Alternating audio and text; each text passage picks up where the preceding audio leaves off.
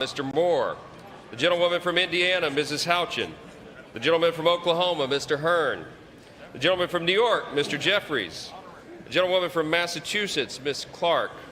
The gentleman from California, Mr. Aguilar. The gentleman from California, Mr. Liu. The gentleman from Colorado, Mr. Neguse. The gentlewoman from Washington, Ms. Delbene. The gentlewoman from Michigan, Mrs. Dingell. The President of the Senate, at the direction of that body, appoints the following senators as members of the committee on the part of the Senate to escort the President of the United States into the House chamber. The Senator from South Dakota, Mr. Thune. The Senator from Wyoming, Mr. Barrasso. The Senator from Arkansas, Mr. Cotton. The Senator from Oklahoma, Mr. Lankford. The Senator from West Virginia, Mrs. Capito. The Senator from South Carolina, Mr. Scott. The Senator from New York, Mr. Schumer. The Senator from Illinois, Mr. Durbin. The Senator from Minnesota, Ms. Klobuchar. The Senator from New Jersey, Mr. Booker. The Senator from Wisconsin, Ms. Baldwin. The members of the Escort Committee will exit the chamber through the lobby doors.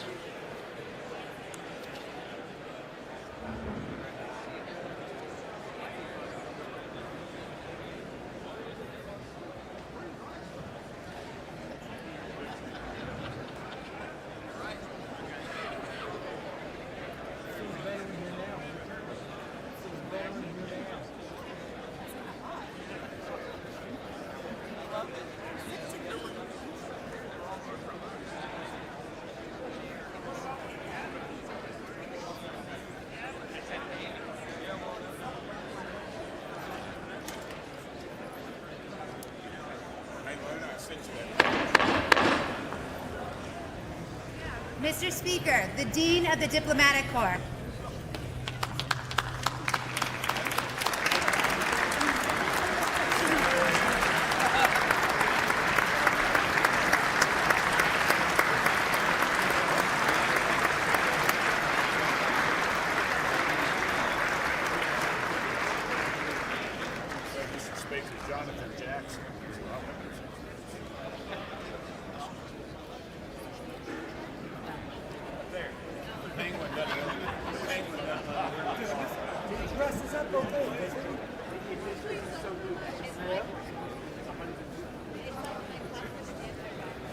My wife loves this gray suit. I hate it, but I wear it. She's seen me on TV. I'm a blazer, man.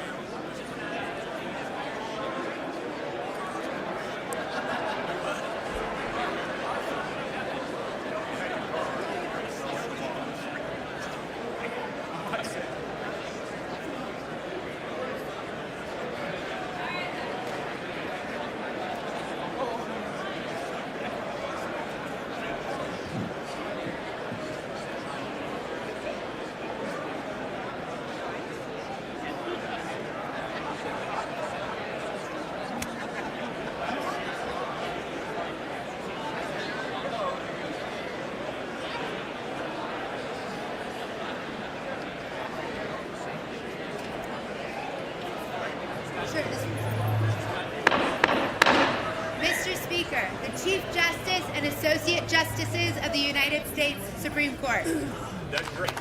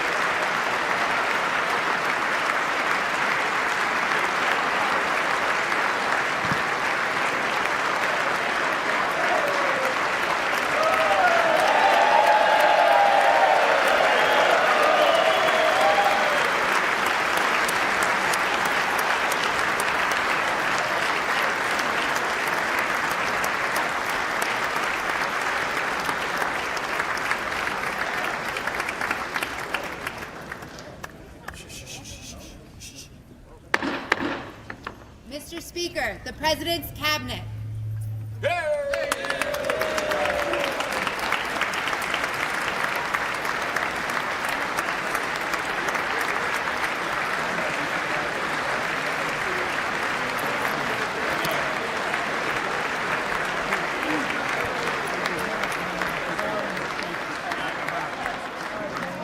That's true. I should have done better. I should have done way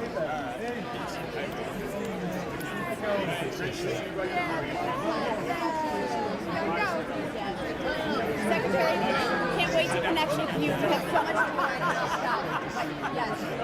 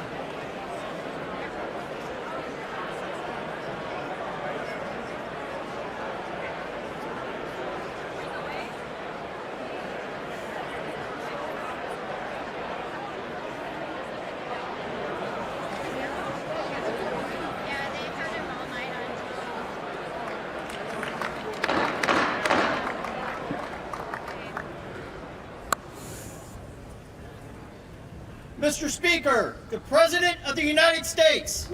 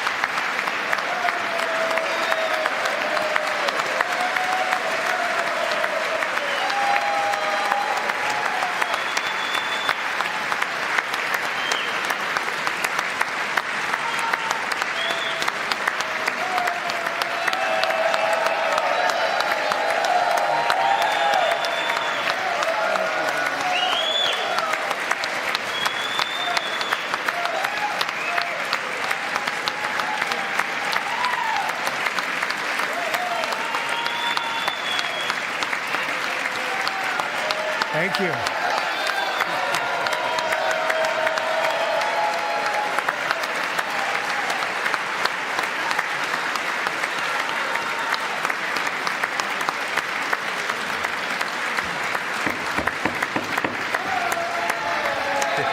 Thank you very much. Thank you very much. It's a great honor. Thank you very much. Speaker Johnson, Vice President Vance, the First Lady of the United States,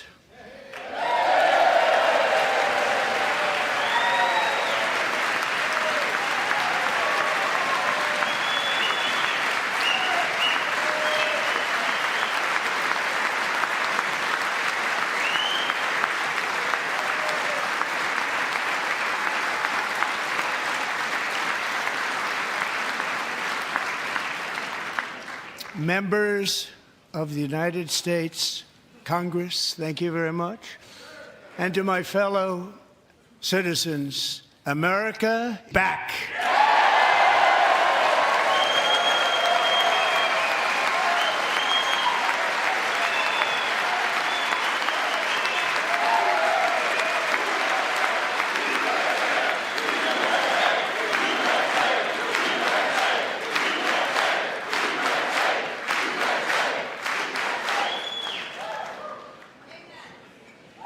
6 weeks ago, I stood beneath the dome of this Capitol and proclaimed the dawn of the golden age of America. From that moment on, it has been nothing but swift and unrelenting action to usher in the greatest and most successful era in the history of our country. We have accomplished more in 43 days than most administrations accomplished in 4 years or 8 years, and we are just getting started.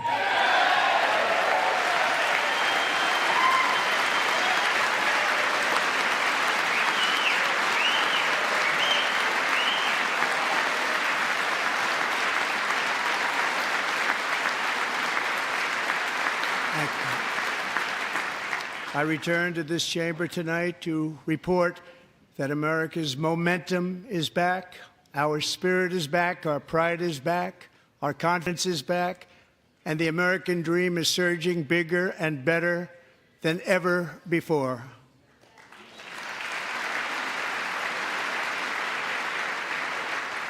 The American dream is unstoppable, and our country is on the verge of a comeback, the likes of which the world has never witnessed and perhaps will never witness again. There's never been anything like it. The presidential election of November 5th was a mandate like has not been seen in many decades.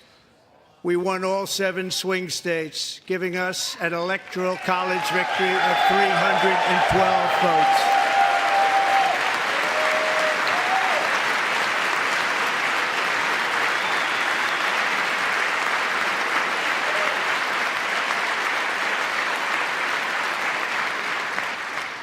We won the popular vote by big numbers and won counties in our country.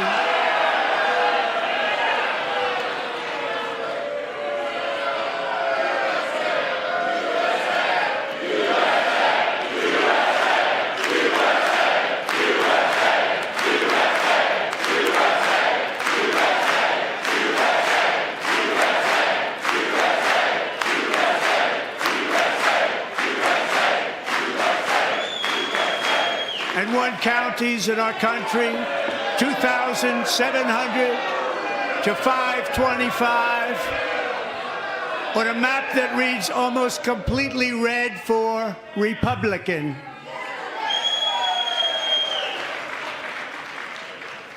Now, for the first time in modern history, more Americans believe that our country is headed in the right direction than the wrong direction. In fact, it's an astonishing record, 27-point swing, the most ever.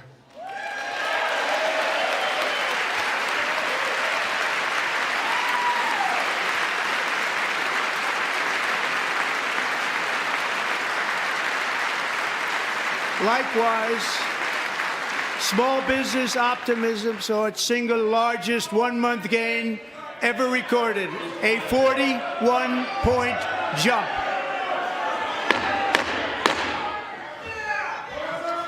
Members are directed to uphold and maintain decorum in the House and to cease any further disruptions. That's your warning.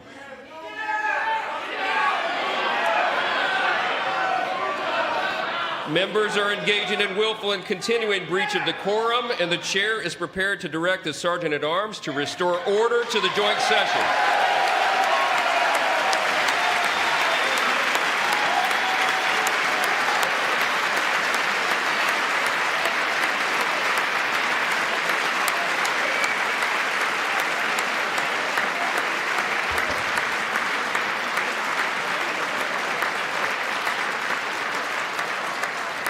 Mr. Green, take your seat. Take your seat, sir. Take your seat. Finding that members continue to engage in willful and concerted disruption of proper decorum, the chair now directs the Sergeant-at-Arms to restore order. Remove this gentleman from the chamber.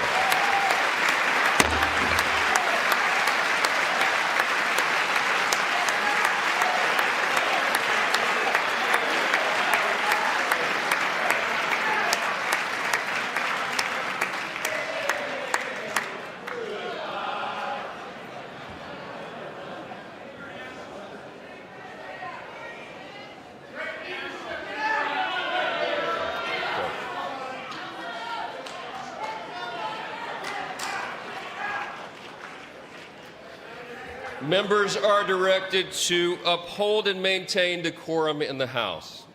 Mr. President, you continue. Thank you. Over the past 6 weeks, I have signed nearly 100 executive orders and taken more than 400 executive actions, a record, to restore common sense, safety, optimism, and wealth all across our wonderful land. The people elected me to do the job, and I'm doing it.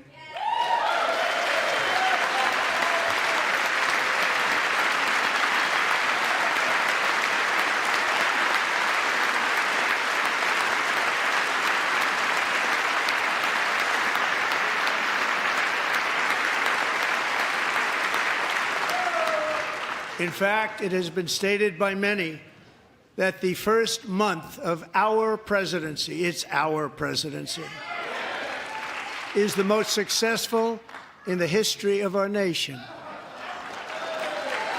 By many.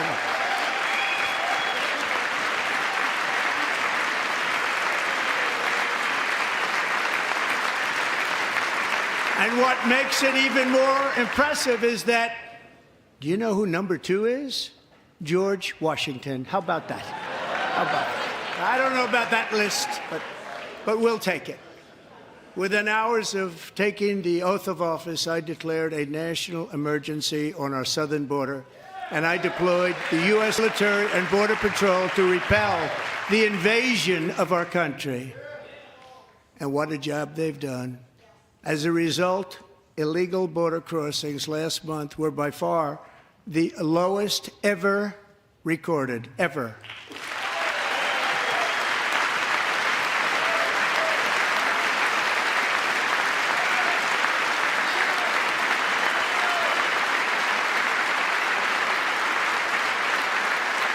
They heard my words and they chose not to come. Much easier that way. In comparison, under Joe Biden, the worst president in American history, there were hundreds of thousands of illegal crossings a month, and virtually all of them, including murderers, drug dealers, gang members, and people from mental institutions and insane asylums, were released into our country. Who would want to do that? This is my 5th such speech to Congress. And once again, I look at the Democrats in front of me, and I realize there is absolutely nothing I can say to make them happy or to make them stand or smile or applaud. Nothing I can do. I could find a cure to the most devastating disease, a disease that would wipe out entire nations, or announce the answers to the greatest economy in history, or the stoppage of crime to the lowest levels ever recorded. And these people sitting right here will not clap, will not stand, and certainly will not cheer for these astronomical achievements. They won't do it, no matter what. Five times I've been up here. It's very sad, and it just shouldn't be this way.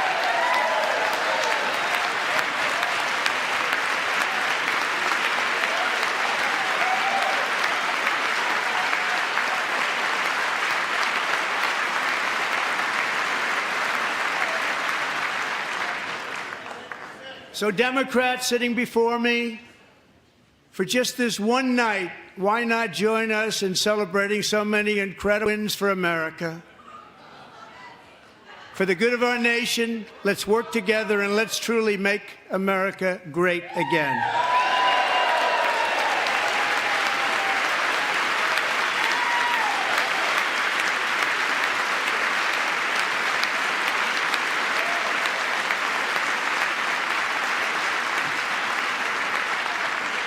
Every day, my administration is fighting to deliver the change America needs to bring a future that America deserves, and we're doing it.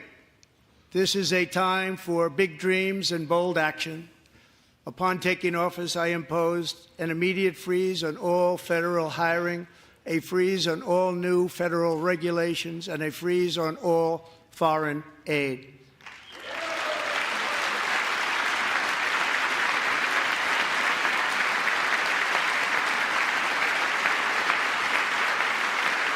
I terminated the ridiculous Green New Scam. I withdrew from the unfair Paris Climate Accord, which was costing us trillions of dollars that other countries were not paying. I withdrew from the corrupt World Health Organization.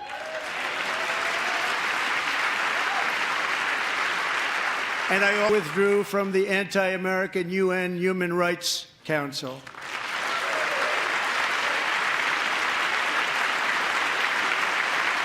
We ended all of Biden's environmental restrictions that were making our country far less safe and totally unaffordable.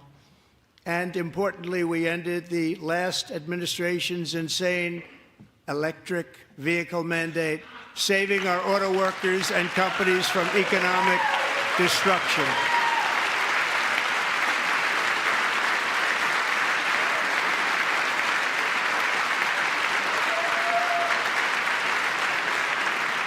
To unshackle our economy, I have directed that for every one new regulation, 10 old regulations must be eliminated, just like I did in my very successful first term.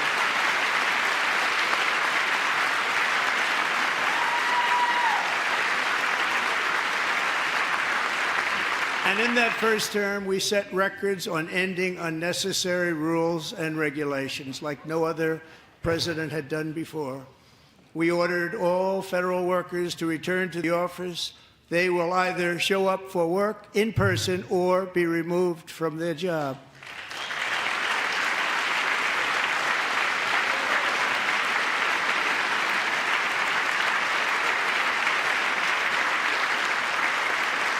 And we have ended weaponized government where, as an example, a sitting president is allowed to viciously prosecute his political opponent, like me. How did that work out? Not too good.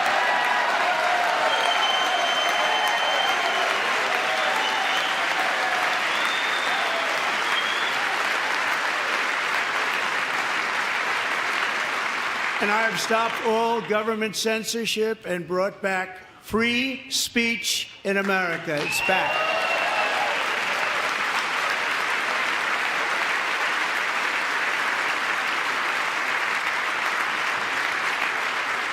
And 2 days ago, I signed an order making English the official language of the United States of America.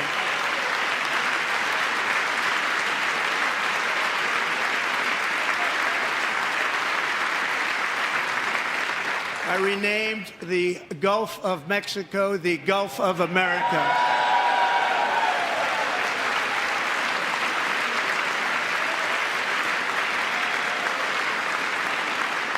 And likewise, I renamed for a great president, William McKinley, Mount McKinley again.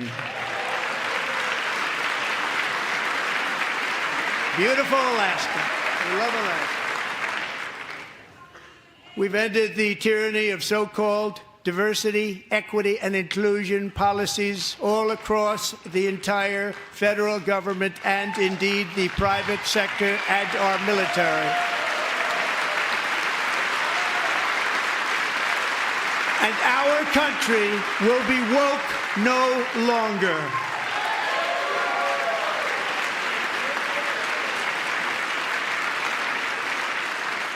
We believe that whether you are a doctor, an accountant, a lawyer, or an air traffic controller, you should be hired and promoted based on skill and competence, not race or gender.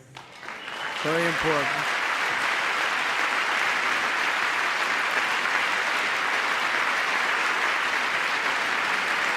You should be hired based on merit.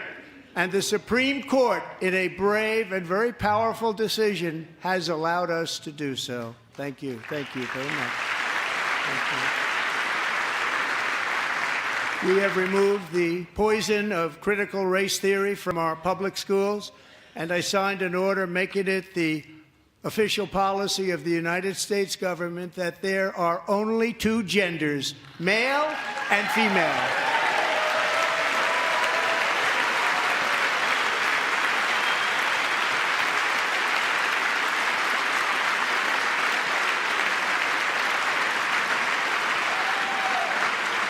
I also signed an executive order to ban men from playing in women's sports.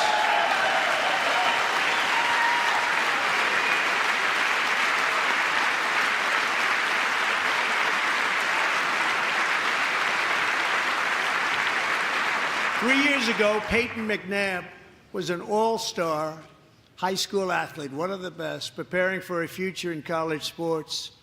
But when her girls' volleyball match was invaded by a male, he smashed the ball so hard in Peyton's face, causing traumatic brain injury, partially paralyzing her right side, and ending her athletic career. It was a shot like she's never seen before. She's never seen anything like it. Peyton is here tonight in the gallery, and Peyton, from now on, schools will kick the men off the girls' team, or they will lose all federal funding.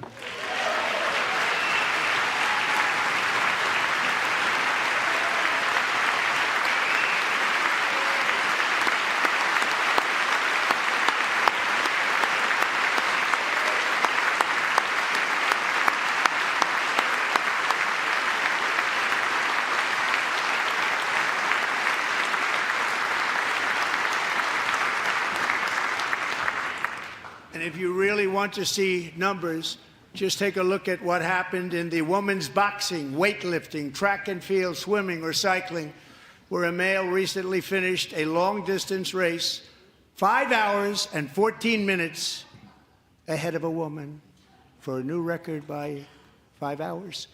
Broke the record by 5 hours. It's demeaning for women, and it's very bad for our country. We're not going to put up with it any longer.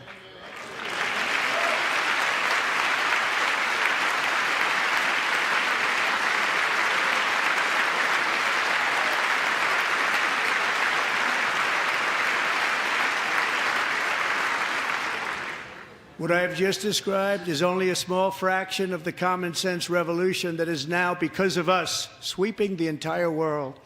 Common sense has become a common theme, and we will never go back. Never. Never going to let that happen. Among my very highest priorities is to rescue our economy and get dramatic and immediate relief to working families.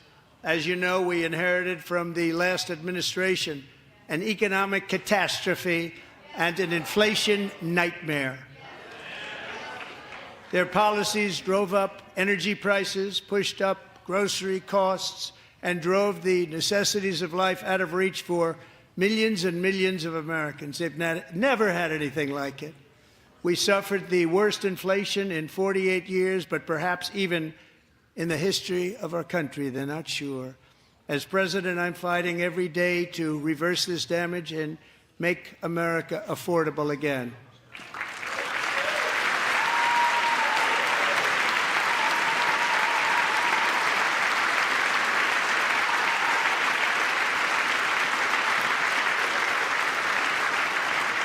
Joe Biden especially let the price of eggs get out of control.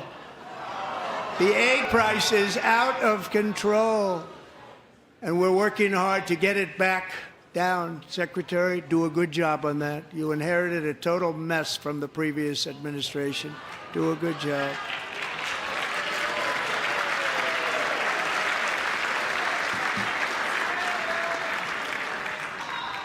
A major focus of our fight to defeat inflation is rapidly reducing the cost of energy. The previous administration cut the number of new oil and gas leases by 95%, slowed pipeline construction to a halt, and closed more than 100 power plants. We are opening up many of those power plants right now.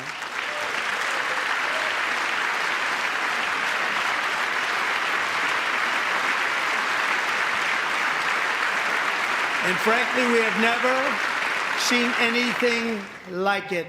That's why on my first day in office, I declared a national energy emergency. As you've heard me say many times, we have more liquid gold under our feet than any nation on earth, and by far. And now I fully authorize the most talented team ever assembled to go and get it. It's called Drill, Baby, Drill.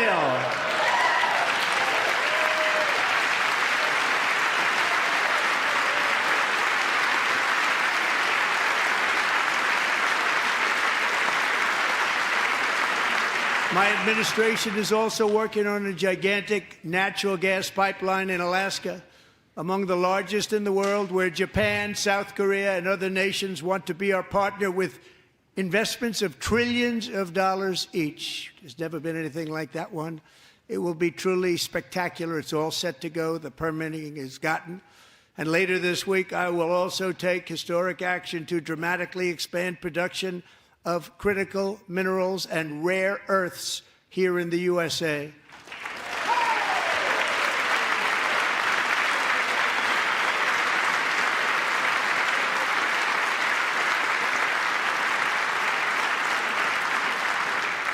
To further combat inflation, we will not only be reducing the cost of energy, but will be ending the flagrant waste of taxpayer dollars.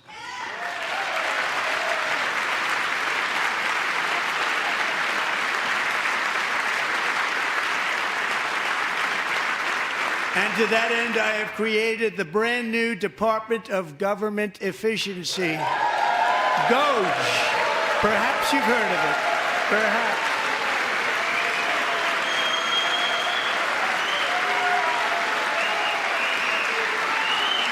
Which is headed by Elon Musk, who is in the gallery tonight.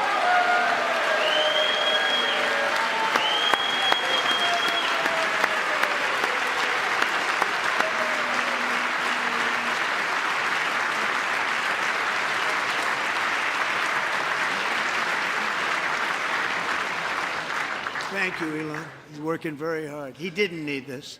He didn't need this. Thank you very much. We appreciate it. Everybody here, even this side, appreciates it, I believe. They just don't want to admit that. Just listen to some of the appalling waste we have already identified. $22 billion from HHS to provide free housing and cars for illegal aliens. $45 million for diversity, equity, and inclusion scholarships in Burma. $40 million to improve the social and economic inclusion of sedentary migrants. Nobody knows what that is. $8 million to promote LGBTQI+ in the African nation of Lesotho, which nobody has ever heard of. $60 million for indigenous peoples and Afro-Colombian empowerment in Central America. $60 million. $8 million for making mice transgender. This is real. $32 million for a left-wing propaganda operation in Moldova. $10 million for male circumcision in Mozambique. $20 million for the Arab Sesame Street in the Middle East. It's a program. $20 million for a program. $1.9 billion to recently created Decarbonization of Homes Committee, headed up, and we know she's involved. Just at the last moment, the money was passed over by a woman named Stacey Abrams. Have you ever heard of her? A $3.5 million consulting contract for lavish fish monitoring. $1.5 million for voter confidence in Liberia. $14 million for social cohesion in Mali. $59 million for illegal alien hotel rooms in New York City. He's a real estate developer. He's done very well. $250,000 to increase vegan local climate action innovation in Zambia. $42 million for social and behavior change in Uganda. $14 million for improving public procurement in Serbia. $47 million for improving learning outcomes in Asia. Asia's doing very well with learning. We know what we're doing. We should use it ourselves. And $101 million for DEI contracts at the Department of Education. The most ever paid, nothing even like it. Under the Trump administration, all of these scams, and they're far worse, but I didn't think it was appropriate to talk about them. They're so bad. Many more have been found out and exposed and swiftly terminated by a group of very intelligent, mostly young people, headed up by Elon, and we appreciate it. We found hundreds of billions of dollars of fraud.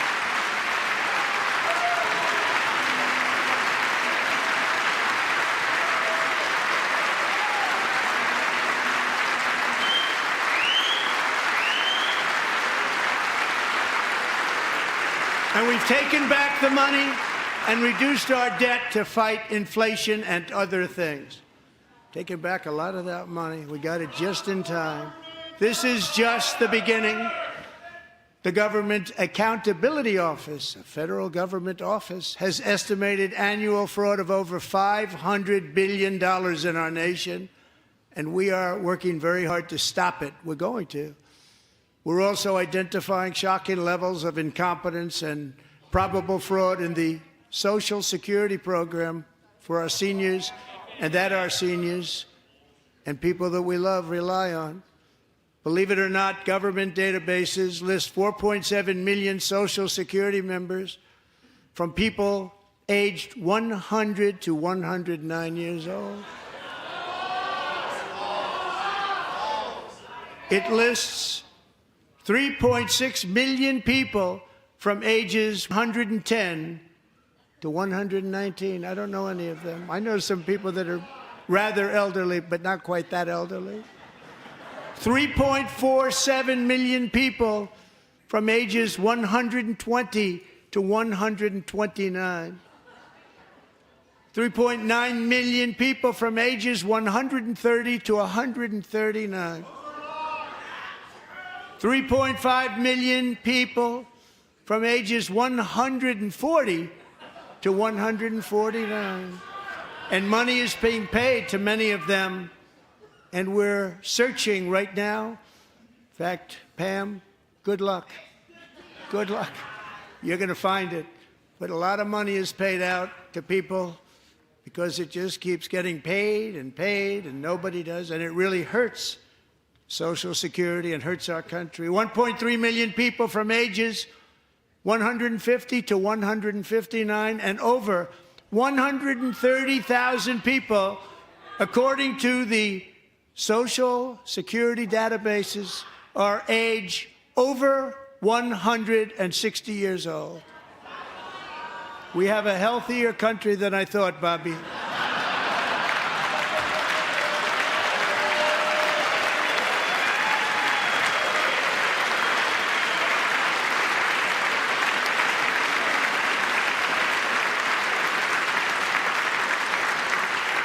Including, to finish, 1,039 people between the ages of 220 and 229, one person between the age of 240 and 249, and one person is listed at 360 years of age.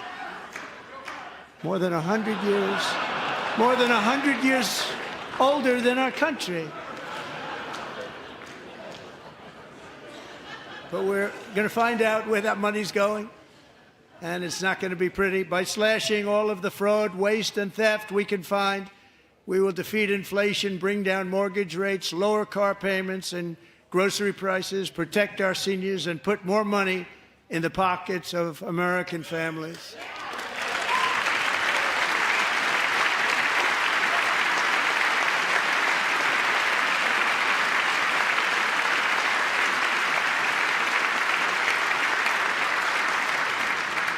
And today, interest rates took a beautiful drop, big, beautiful drop. It's about time.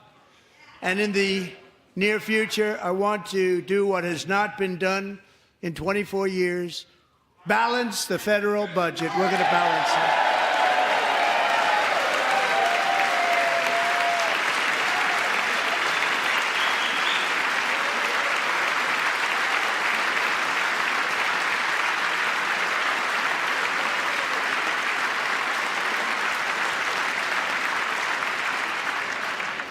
With that goal in mind, we have developed in great detail what we are calling the Gold Card, which goes on sale very, very soon.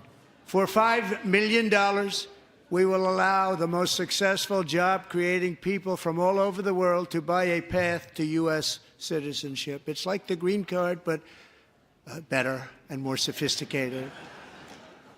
And these people will have to pay tax in our country. They won't have to pay tax from where they came. The money that they've made, you wouldn't want to do that, but they have to pay tax, create jobs. They'll also be taking people out of colleges and paying for them so that we can keep them in our country instead of having them being forced out. Number one, at the top school, as an example, being forced out and not being allowed to stay and create tremendous numbers of jobs and great success for a company out there. So while we take out the criminals, killers, traffickers, and child predators who are allowed to enter our country under the open border policy of these people, the Democrats, the Biden administration, the open border insane policies that you've allowed to destroy our country, we will now bring in brilliant, hardworking, job-creating people. They're going to pay a lot of money, and we're going to reduce our debt with that money.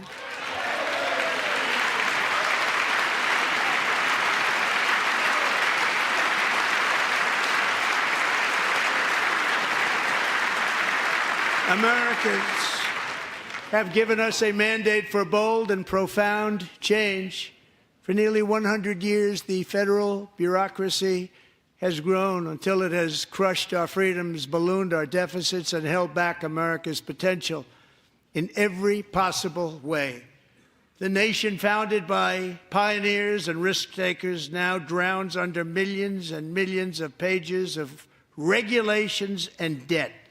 Approvals that should take 10 days to get instead take 10 years, 15 years, and even 20 years before you're rejected. Meanwhile, we have hundreds of thousands of federal workers who have not been showing up to work. My administration will reclaim power from this unaccountable bureaucracy, and we will restore true democracy to America again.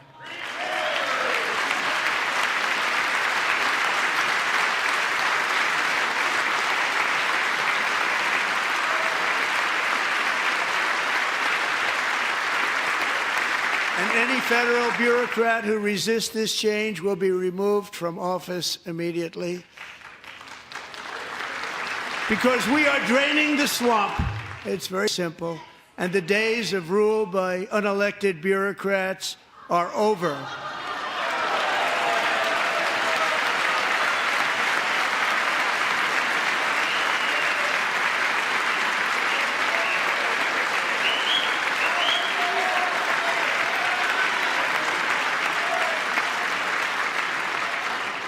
And the next phase of our plan to deliver the greatest economy in history is for this Congress to pass tax cuts for everybody. They're in there. They're waiting for you to vote. And I'm sure that the people on my right, I don't mean the Republican right, but my right here, I'm sure you're going to vote for those tax cuts, because otherwise I don't believe the people will ever vote you into office. So I'm doing you a big favor by telling you that. But I know this group is going to be voting for the tax cuts.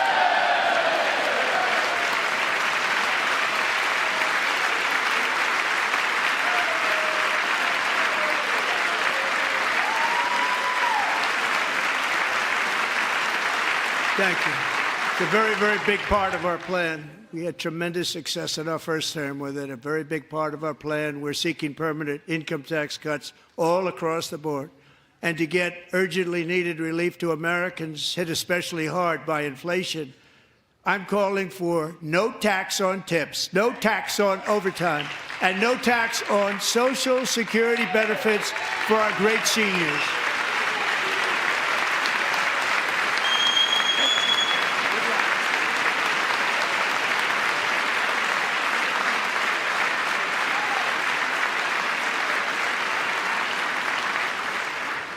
And I also want to make interest payments on car loans tax deductible, but only if the car is made in America.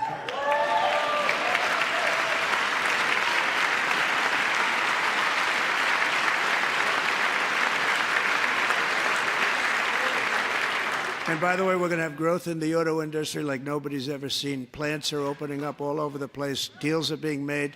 Never seen. That's a combination of the election win and tariffs. It's a beautiful word, isn't it? That, along with our other policies, will allow our auto industry to absolutely boom. It's going to boom. Spoke to the majors today, all three, the top people, and they're so excited. In fact, already numerous car companies have announced that they will be building massive automobile plants in America, with Honda just announcing a new plant in Indiana, one of the largest anywhere in the world.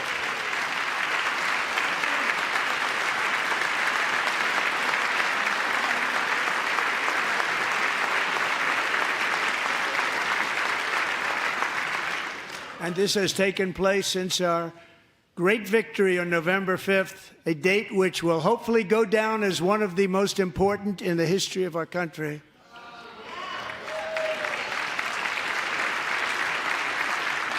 In addition, as part of our tax cuts, we want to cut taxes on domestic production and all manufacturing. And just as we did before, we will provide 100% expensing. It will be retroactive to January 20th, 2025.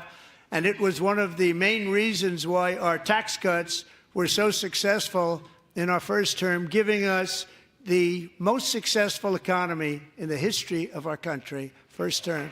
We had a great first term.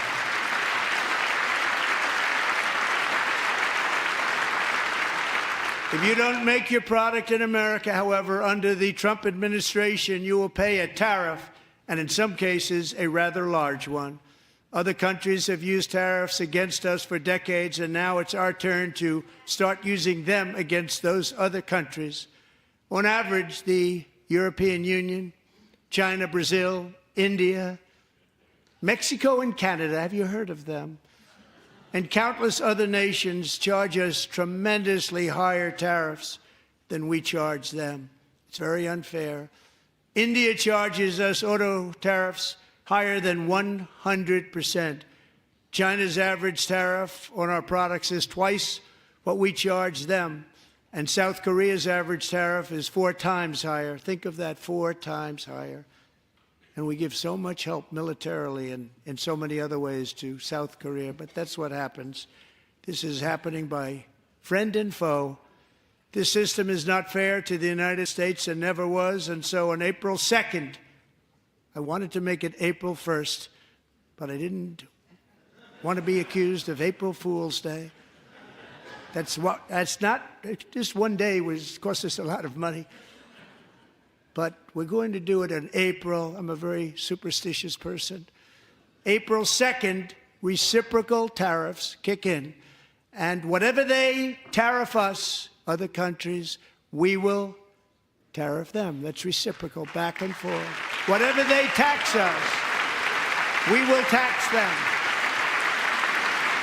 If they do non-monetary tariffs to keep us out of their market, then we will do non-monetary barriers to keep them out of our market. There's a lot of that, too. They don't even allow us in their market. We will take in trillions and trillions of dollars, create jobs like we have never seen before. I did it with China, and I did it with others, and the Biden administration couldn't do anything about it because there was so much money they couldn't do anything about it. We have been ripped off for decades by nearly every country on earth, and we will not let that happen any longer.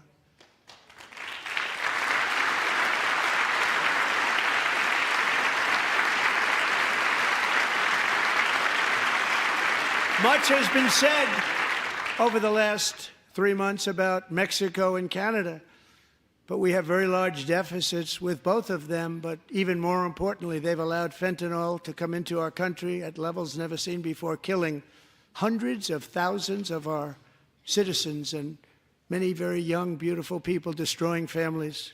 Nobody's ever seen anything like it. They are, in effect, receiving subsidies of hundreds of billions of dollars. We pay subsidies to Canada and to Mexico of hundreds of billions of dollars, and the United States will not be doing that any longer. We're not going to do it any longer. Thanks to our America First policies we're putting into place, we have had $1.7 trillion of new investment in America in just the past few weeks. The combination of the election and our economic policies that people of SoftBank, one of the most brilliant anywhere in the world, announced a $200 billion investment.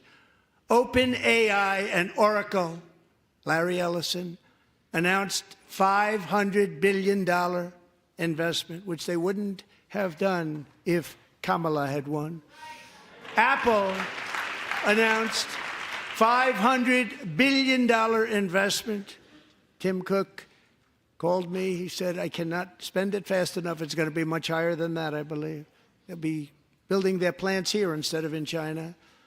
And just yesterday, Taiwan Semiconductor, the biggest in the world, most powerful in the world, has a tremendous amount, 97% of the market, announced a $165 billion investment to build the most powerful chips on earth right here in the USA.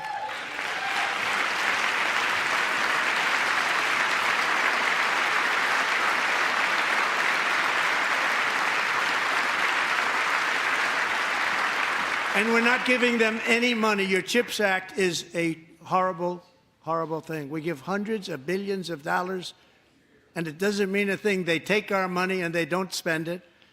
All that meant to them, we're giving them no money. All that was important to them was they didn't want to pay the tariffs, so they came and they're building, and many other companies are coming. We don't have to give them money. We just want to protect our businesses and our people. And they will come because they won't have to pay tariffs if they build in America. So it's very amazing. You should get rid of the CHIP Act, and whatever's left over, Mr. Speaker, you should use it to reduce debt or any other reason you want to.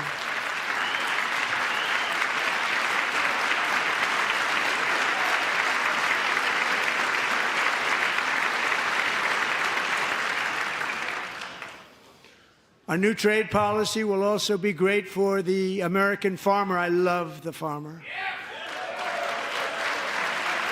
Who will now be selling into our home market, the USA, because nobody is going to be able to compete with you. Because there's goods that come in from other countries and companies. They're really in a bad position in so many different ways. They're uninspected.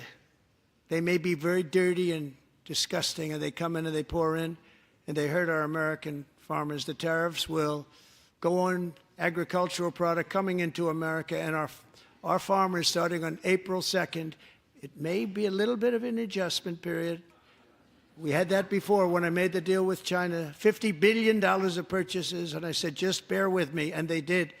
They did. Probably have to bear with me again, and this will be even better. That was great. The problem with it was that Biden didn't enforce it. He didn't enforce it. $50 billion of purchases, and we were doing great, but Biden did not enforce it, and it hurt our farmers. But our farmers are going to have a field day right now. So to our farmers, have a lot of fun. I love you too. I love you too. It's all going to happen.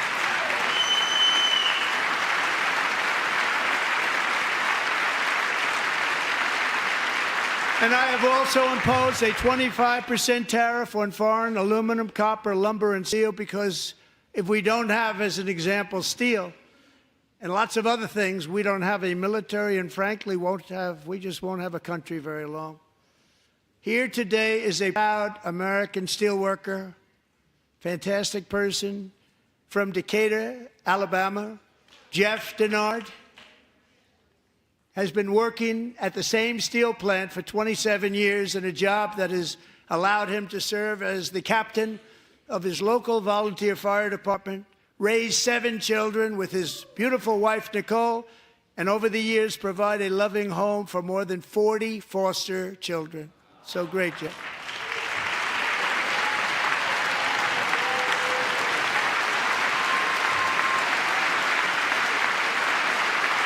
Thank you, Jeff. Thank you, Jeff.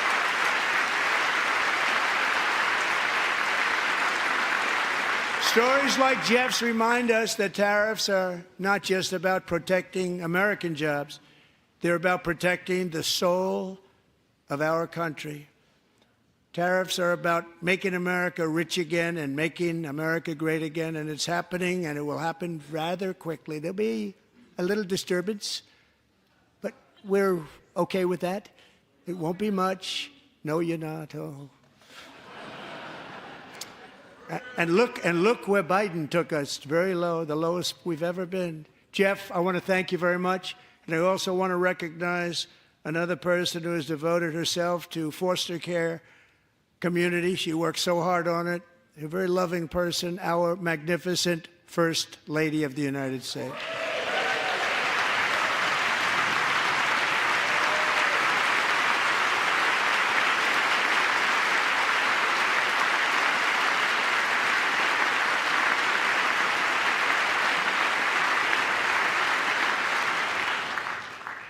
Melania's work has yielded incredible results, helping prepare our nation's future leaders as they enter the workforce.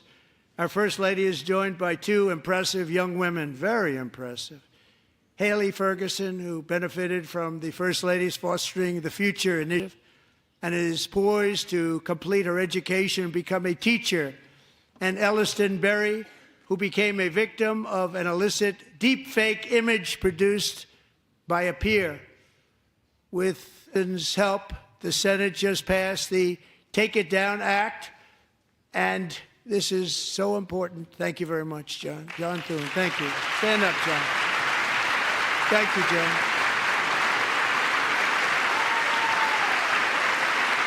Thank you all very much.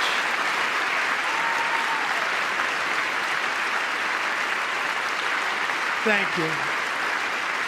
And thank you to John Thune and the Senate. Great job. To criminalize the publication of such images online is a terrible, terrible thing. And once it passes the House, I look forward to signing that bill into law. Thank you. And I'm going to use that bill for myself, too, if you don't mind. Because nobody gets treated worse than I do online. Nobody. That's great. Thank you very much to the Senate. Thank you. But if we truly care about protecting Americans' children, no step is more crucial than securing America's borders.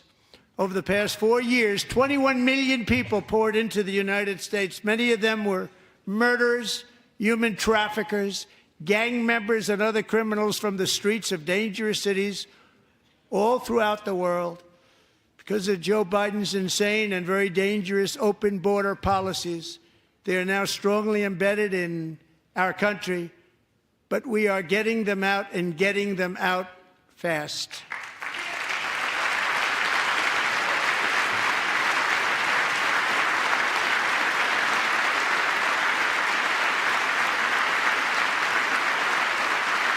And I want to thank Tom Homan and Christy. I want to thank you and Paul of Border Patrol.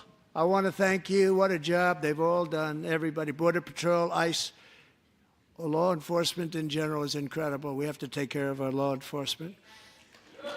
Have to.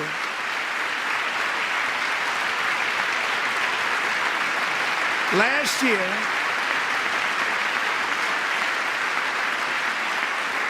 a brilliant 22-year-old nursing student named Laken Riley, the best in her class, admired by everybody, went out for a jog on the campus of the University of Georgia. That morning, Laken was viciously attacked, assaulted, beaten, brutalized, and horrifically murdered.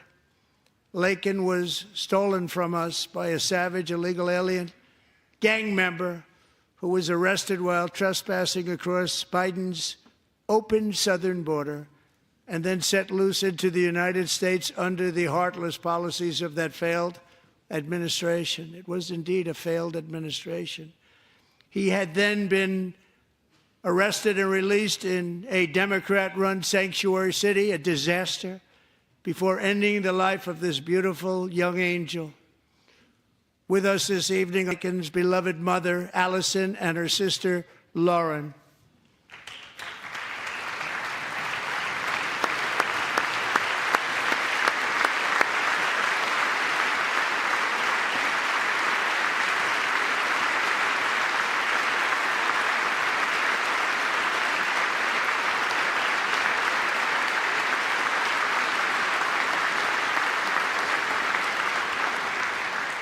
Last year, I told Laken's grieving parents that we would ensure their daughter would not have died in vain.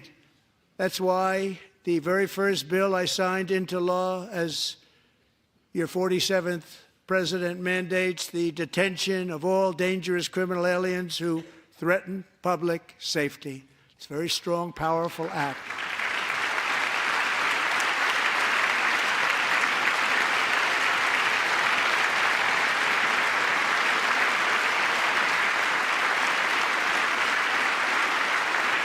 It's called the Laken-Riley Act.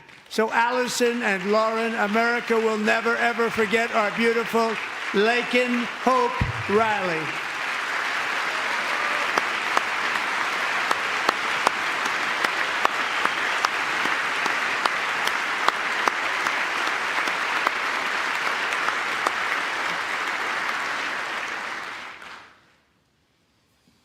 Thank you very much. Since taking office, my administration has launched the most sweeping border and immigration crackdown in American history, and we quickly achieved the lowest numbers of illegal border crossers ever recorded. Thank you.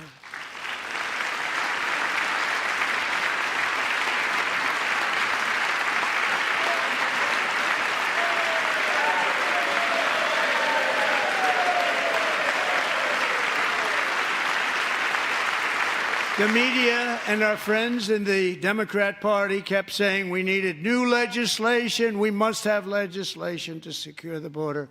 But it turned out that all we really needed was a new president.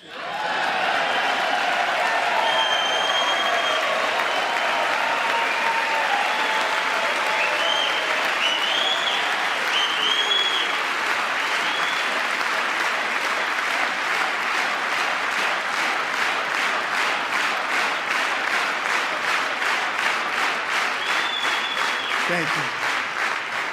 Joe Biden didn't just open our borders, he flew illegal aliens over them to overwhelm our schools, hospitals, and communities throughout the country. Entire towns like Aurora, Colorado, and Springfield, Ohio, buckled under the weight of the migrant occupation and corruption like nobody's ever seen before. Beautiful towns destroyed. Now, just as I promised in my inaugural address, we are achieving the great liberation of America.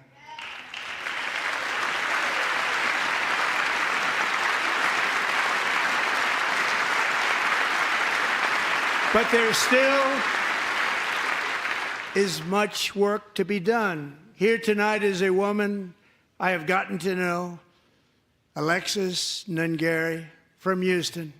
Wonderful woman. Last June, Alexis's 12-year-old daughter, her precious Jocelyn, walked to a nearby convenience store.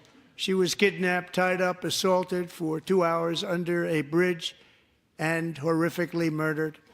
Arrested and charged with this heinous crime are two illegal alien monsters from Venezuela, released into America by the last administration through their ridiculous open border. The death of this beautiful 12-year-old girl and the agony of her mother and family touched our entire nation greatly. Alexis, I promised that we would always remember your daughter, your magnificent daughter, and earlier tonight I signed an order keeping my word to you. One thing I have learned about Jocelyn is that she loved animals so much. She loved nature. Across Galveston Bay, from where Jocelyn lived in Houston, you will find a magnificent national wildlife refuge, a pristine, peaceful, 34,000-acre sanctuary for all of God's creatures on the edge of the Gulf of America. Alexis, moments ago, I formally renamed that refuge in loving memory of your beautiful daughter, Jocelyn. So, Mr. Vice President, if you would, may I have the order?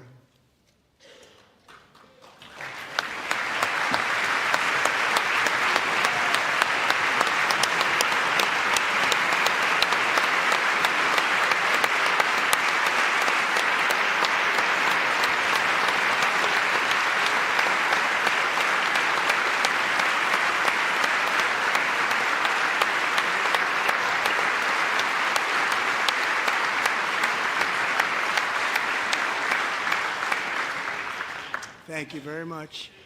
All three savages charged with John and Lakin's murders were members of the Venezuelan prison gang, the toughest gang, they say, in the world, known as Tren de Aragua. 2 weeks ago, I officially designated this gang, along with MS-13 and the bloodthirsty Mexican drug cartels, as foreign terrorist organizations.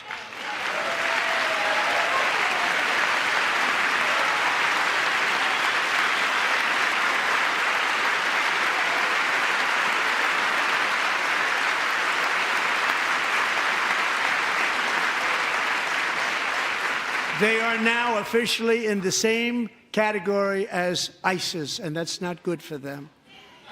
Countless thousands of these terrorists were welcomed into the U.S. by the Biden administration. But now every last one will be rounded up and forcibly removed from our country, or, if they're too dangerous, put in jails, standing trial in this country, because we don't want them to come back ever.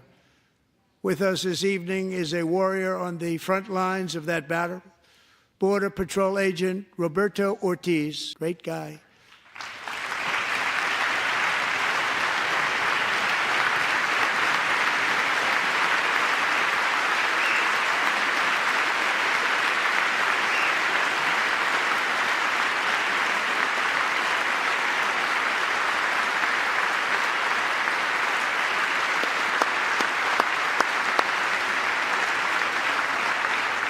In January, Roberto and another agent were patrolling by the Rio Grande near an area known as Cartel Island. Doesn't sound too nice to me.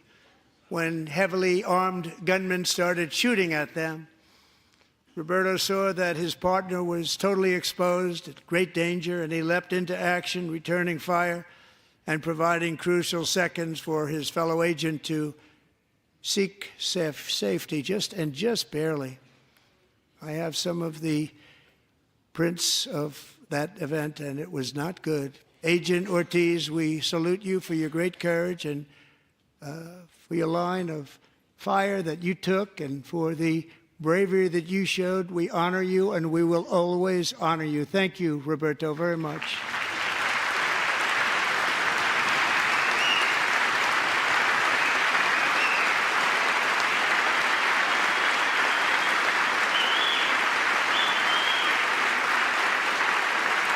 Thank you, Roberta. And I actually got to know him on my many calls to the border. He's a great, great gentleman. The territory to the immediate south of our border is now dominated entirely by criminal cartels that murder, rape, torture, and exercise total control. They have total control over a whole nation, posing a grave threat to our national security.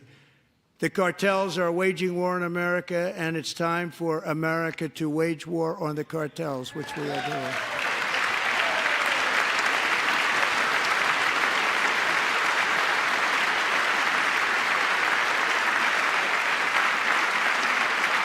Five nights ago, Mexican authorities, because of our tariff policies being imposed on them, think of this, handed over to us 29 of the biggest cartel leaders in their country. That has never happened before. They want to make us happy. First time ever. But we need Mexico and Canada to do much more than they've done, and they have to stop the fentanyl and drugs pouring into the USA. They're going to stop it. I have sent Congress a detailed funding request laying out exactly how we will eliminate these threats to protect our homeland and complete the largest deportation operation in American history, larger even than current record holder President Dwight D. Eisenhower, a moderate man, but someone who believed very strongly in borders. Americans expect Congress to send me this funding without delay so I can sign it into law. So, Mr. Speaker, John Thune, both of you, I hope you're going to be able to do that. Mr. Speaker, thank you. Mr. Leader, thank you. Thank you very much. And let's get it to me. I'll sign it so fast, you won't even believe it.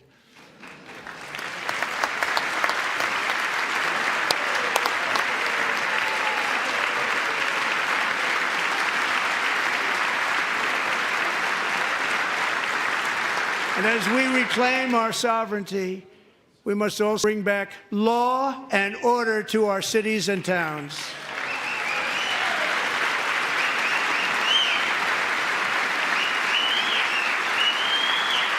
In recent years, our justice system has been turned upside down by radical left lunatics.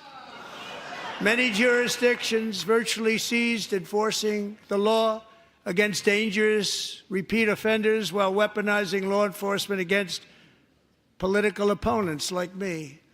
My administration has acted swiftly and decisively to restore fair, equal, and impartial justice under the constitutional rule of law, starting at the FBI and the DOJ. Pam, good luck.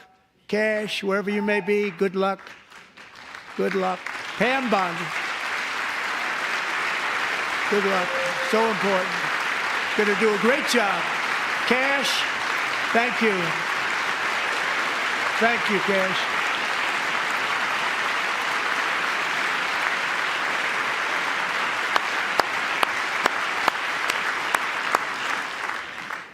They've already started very strong. They're going to do a fantastic job. You're going to be very proud of them.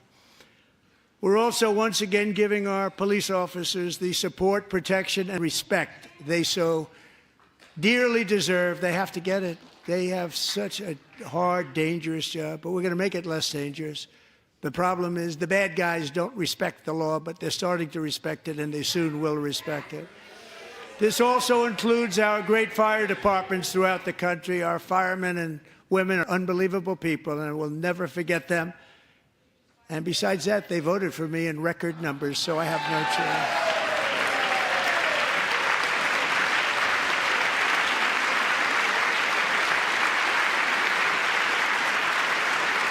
One year ago this month, 31-year-old New York police officer Jonathan Diller, unbelievably wonderful person and a great officer, was gunned down at a traffic stop on Long Island. I went to his funeral. The vicious criminal charged with his murder had 21 prior arrests, and they were rough arrests, too. He was a real bad one. The thug in the seat next to him had 14 prior arrests. and went by the name of Killer. He was Killer. He killed other people, they say, a lot of them. I attended Officer Diller's service, and when I met his wife and one-year-old son, Ryan, it was very inspirational, actually. His widow's name is Stephanie, and she is here tonight. Stephanie, thank you very much. Thank you very much.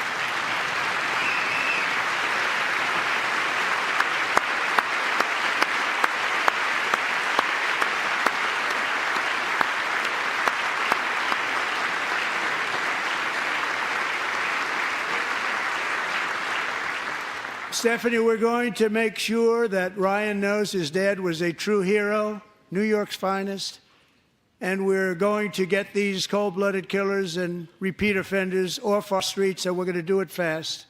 Got to stop it. They get out with 28 arrests. They push people into subway trains. They hit people over the head, back of the head with baseball bats. We got to get them out of here. I've already signed an executive order requiring a mandatory death penalty for anyone who murders a police officer. And tonight I'm asking Congress to pass that policy into permanent law.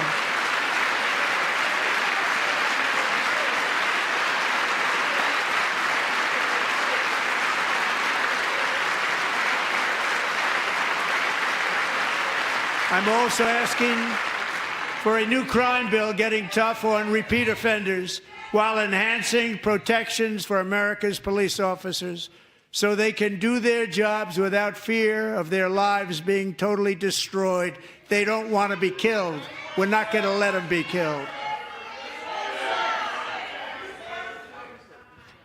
Joining us in the gallery tonight is a young man who truly loves our police. His name is DJ Daniel. He is 13 years old, and he has always dreamed of becoming a police officer.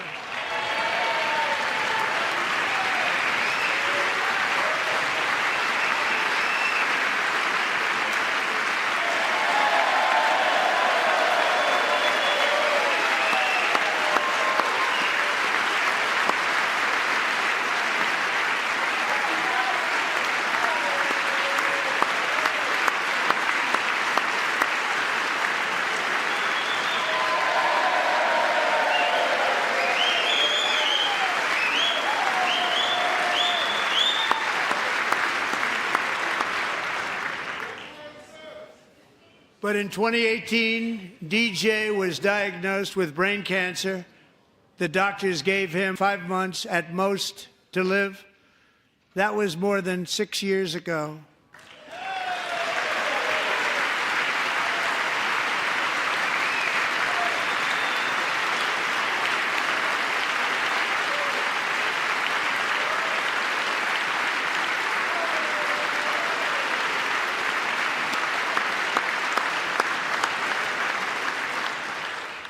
Since that time, DJ and his dad have been on a quest to make his dream come true, and DJ has been sworn in as an honorary law enforcement officer, actually a number of times. The police love him, the police departments love him.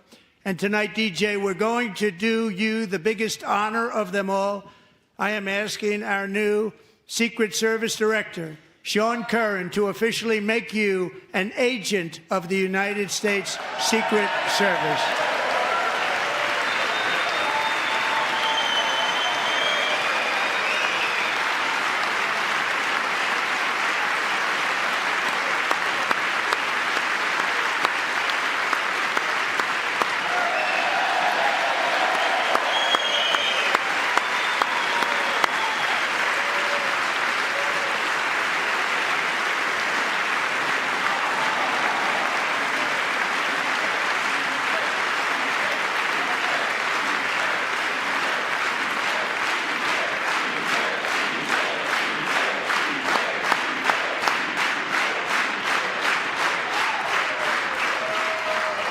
Thank you, DJ. DJ's doctors believe his cancer likely came from a chemical he was exposed to when he was younger. Since 1975, rates of child cancer have increased by more than 40%. Reversing this trend is one of the top priorities for our new presidential commission to make America healthy again, chaired by our new Secretary of Health and Human Services, Robert F. Kennedy, Jr.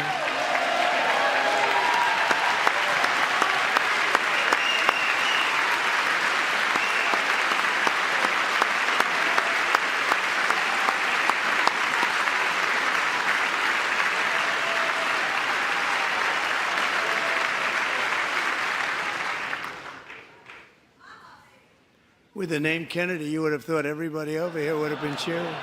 How quickly they forget. Our goal is to get toxins out of our environment, poisons out of our food supply, and keep our children healthy and strong.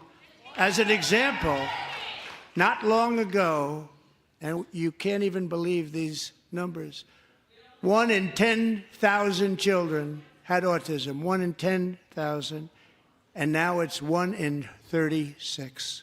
There's something wrong. 1 in 36. Think of that.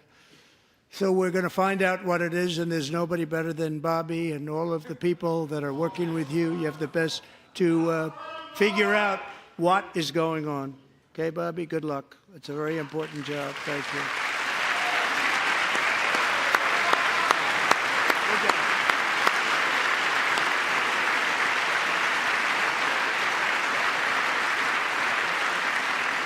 Thank you. My administration is also working to protect our children from toxic ideologies in our schools. A few years ago, January, Little John and her husband discovered that their daughter's school had secretly socially transitioned their 13-year-old little girl. Teachers and administrators conspired to deceive January and her husband while encouraging her daughter to use a new name and pronoun. They, them pronoun, actually, all without telling January, who is here tonight and is now a courageous advocate against this form of child abuse. January, thank you. Thank you. Thank you very much.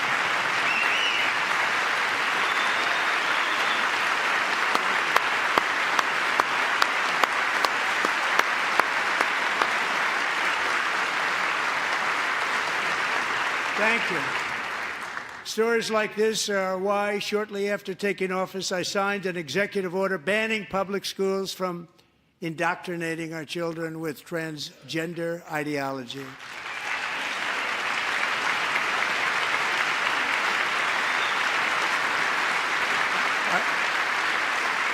I also signed an order to cut off all taxpayer funding to any institution that engages in the sexual mutilation of our youth.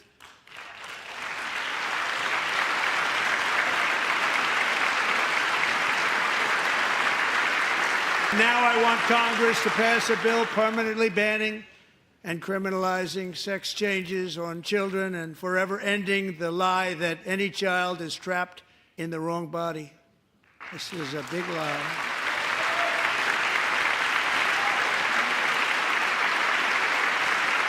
And our message to every child in America is that you are perfect exactly the way God made you.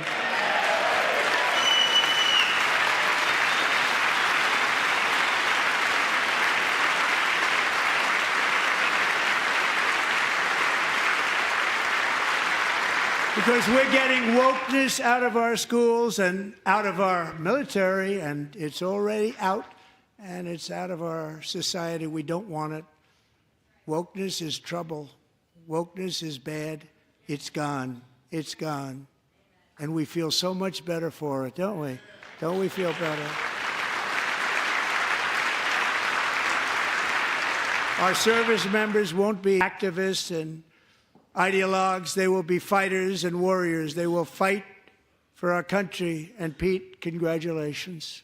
Secretary of Defense, congratulations.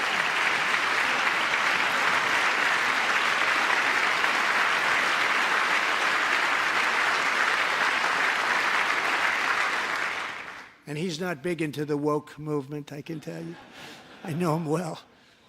I am pleased to report that in January, the U.S. Army had its single best recruitment in 15 years, and that all armed services are having among the best recruiting results ever in the history of our services. What a difference.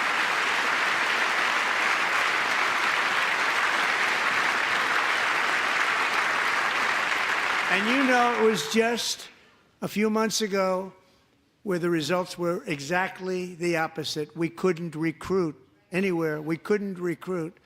Now we're having the best results just about that we've ever had. What a tremendous turnaround. It's really a beautiful thing to see. People love our country again. It's very simple. They love our country, and they love being in our military again. So it's a great thing, and thank you very much. Great job. Thank you.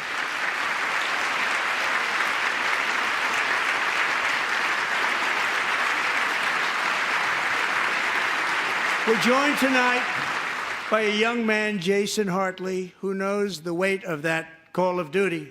Jason's father, grandfather, and great-grandfather all wore the uniform. Jason tragically lost his dad, who was also a Los Angeles County Sheriff's deputy when he was just a boy, and now he wants to carry on the family legacy of service. Jason is a senior in high school, a 6-letter varsity athlete, a really good athlete, they say, a brilliant student with a 4.46, that's good, GPA. And his greatest dream is to attend the U.S. Military Academy at West Point.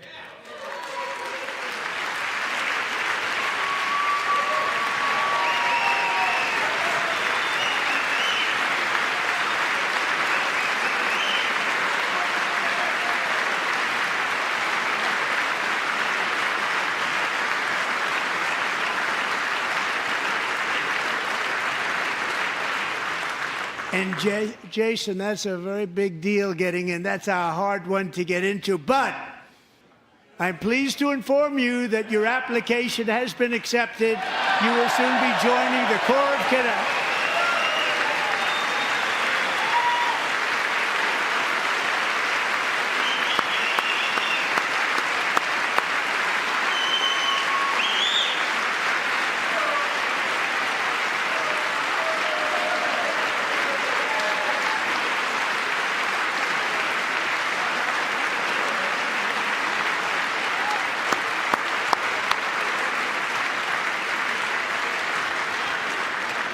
Thank you. Jason, you're going to be on the long gray line, Jason. As Commander-in-Chief, my focus is on building the most powerful military of the future. As a first step, I'm asking Congress to fund a state-of-the-art Golden Dome missile defense shield to protect our homeland, all made in the USA.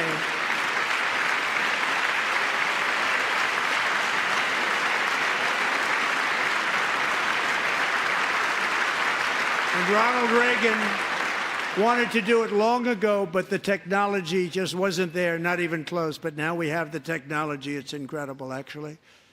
And other places, they have it. Israel has it. Other places have it.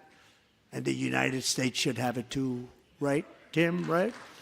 They should have it too. So I want to thank you. But it's a very, very important. This is a very dangerous world. We should have it. We want to be protected, and we're going to protect our citizens like never before. To boost our defense industrial base, we are also going to resurrect the American shipbuilding industry, including commercial shipbuilding and military shipbuilding.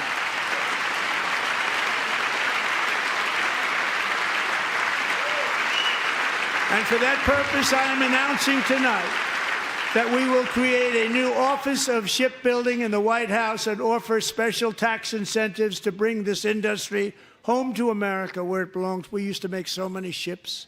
We don't make them anymore very much, but we're going to make them very fast, very soon. It will have a huge impact. To further enhance our national security, my administration will be reclaiming the Panama Canal, and we've already started doing it.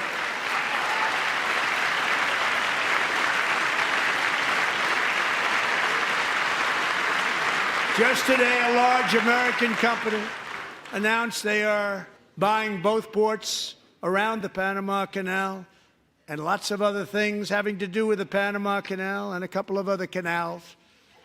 The Panama Canal was built by Americans for Americans, not for others, but others could use it. But it was built at tremendous cost of American blood and treasure. 38,000 workers died building the Panama Canal. They died of malaria. They died of snake bites and mosquitoes. Not a nice place to work. They paid them very highly to go there, knowing there was a 25% chance that they would die. The most expensive project also that was ever built in our country's history, if you bring it to modern day costs. It was given away by the Carter administration for $1, but that agreement has been violated very severely. We didn't give it to China. We gave it to Panama, and we're taking it back.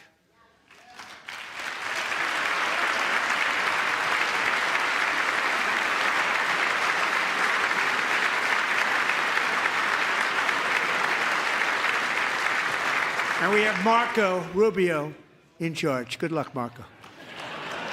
Now, we know who to blame if anything goes wrong. Marco's been amazing, and he's going to do a great job. Think of it. He got 100 votes. You know, he was approved with actually 99, but the 100th was this gentleman, and I feel very certain. So let's assume he got 100 votes. And I'm either very, very happy about that or I'm very concerned about it. But he's already proven. I mean, he's a great gentleman. He's respected by everybody, and we appreciate you voting for Marco. He's going to do a fantastic job. Thank you. Thank you. He's doing a great job. Great job. And I also have a message tonight for the incredible people of Greenland.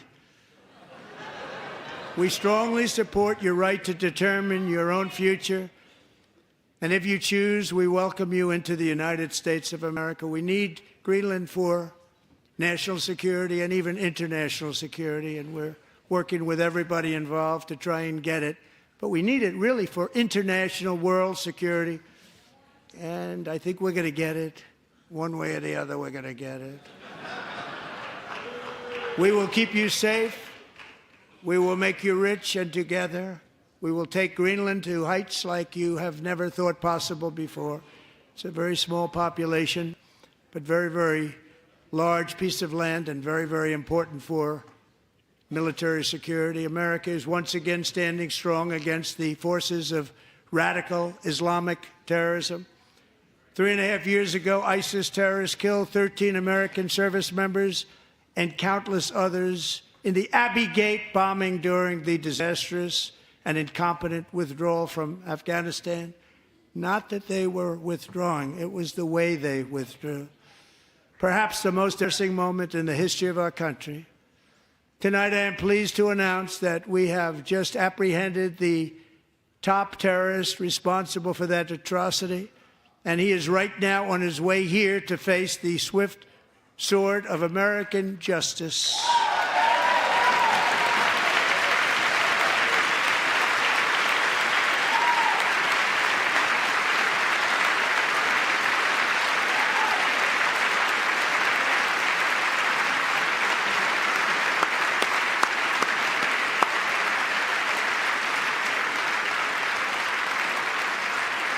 And I want to thank especially the government of Pakistan for helping arrest this monster.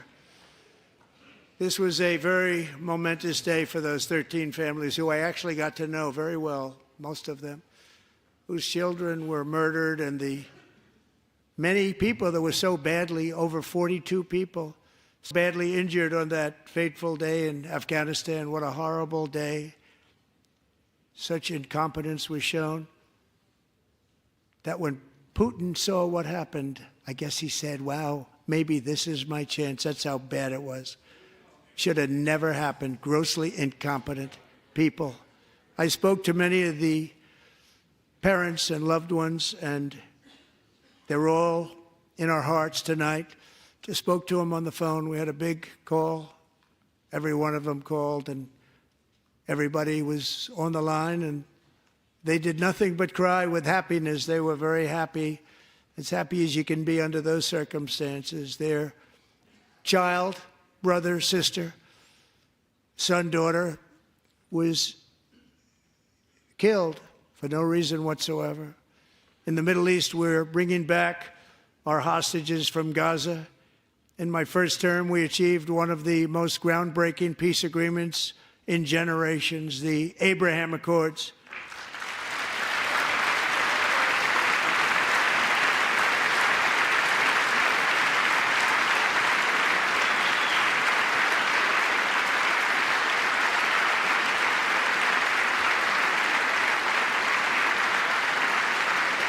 And now we're going to build on that foundation to create a more peaceful and prosperous future for the entire region. A lot of things are happening in the Middle East. People haven't been talking about that so much lately with everything going on with Ukraine and Russia. But a lot of things are happening in the Middle East. It's a rough neighborhood, actually. I'm also working tirelessly to end the savage conflict in Ukraine. Millions of Ukrainians and Russians have been needlessly killed or wounded in this horrific and brutal conflict with no end in sight. The United States has sent hundreds of billions of dollars to support Ukraine's defense with no security, with no anything.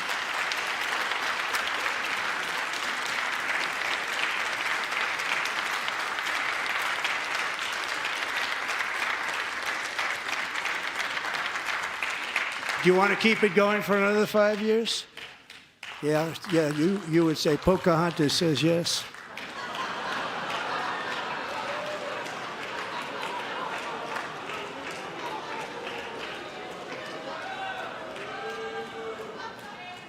$2,000 people are being killed every single week. More than that. They're Russian young people. They're Ukrainian young people. They're not Americans, but I want it to stop. Meanwhile, Europe has sadly spent more money buying Russian oil and gas than they have spent on defending Ukraine, by far. Think of that. They've spent more buying Russian oil and gas than they have defending.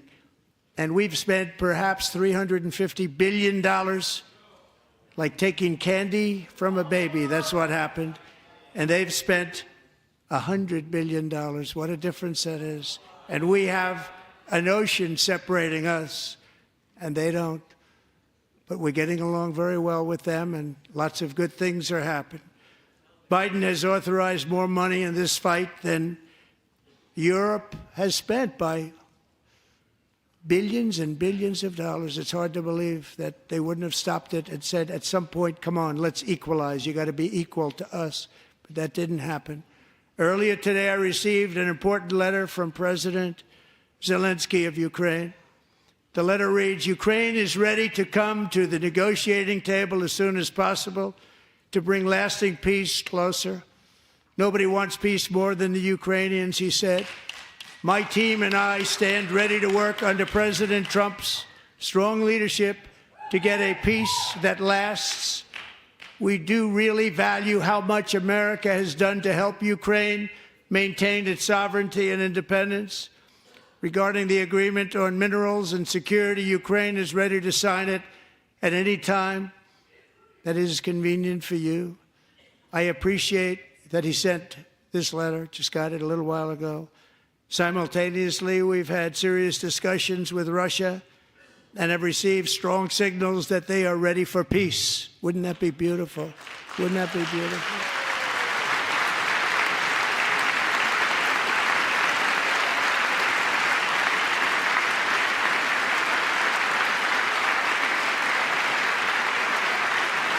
Wouldn't that be beautiful?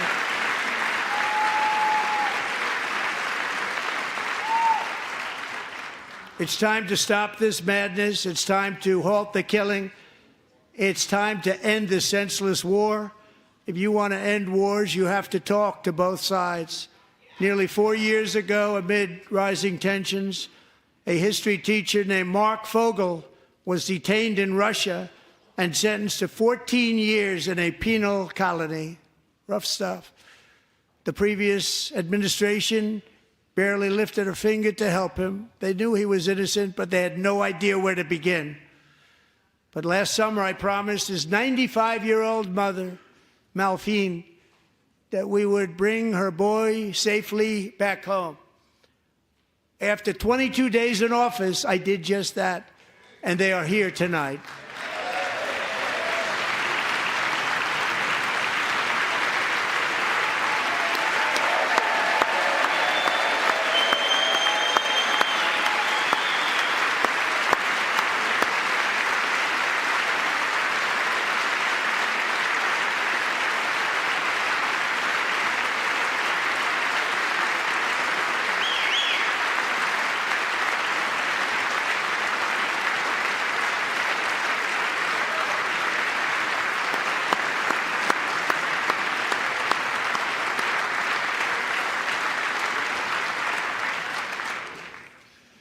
To Mark and his great mom, we are delighted to have you safe and sound and with us. As fate would have it, Mark Fogel was born in a small rural town in Butler, Pennsylvania. Have you heard of it? Where his mother has lived for the past 78 years. I just happened to go there last July 13th for a rally. That was not pleasant. And that is where I met his beautiful mom right before I walked onto that stage. And I told her I would not forget what she said about her son. And I never did I? Never forgot. Less than 10 minutes later, at that same rally, gunfire rang out, and a sick and deranged assassin unloaded 8 bullets from his sniper's perch into a crowd of many thousands of people.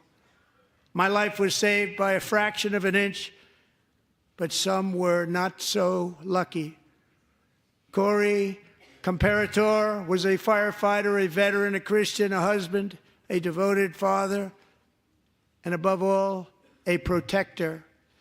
When the sound of gunshots pierced the air, it was a horrible sound.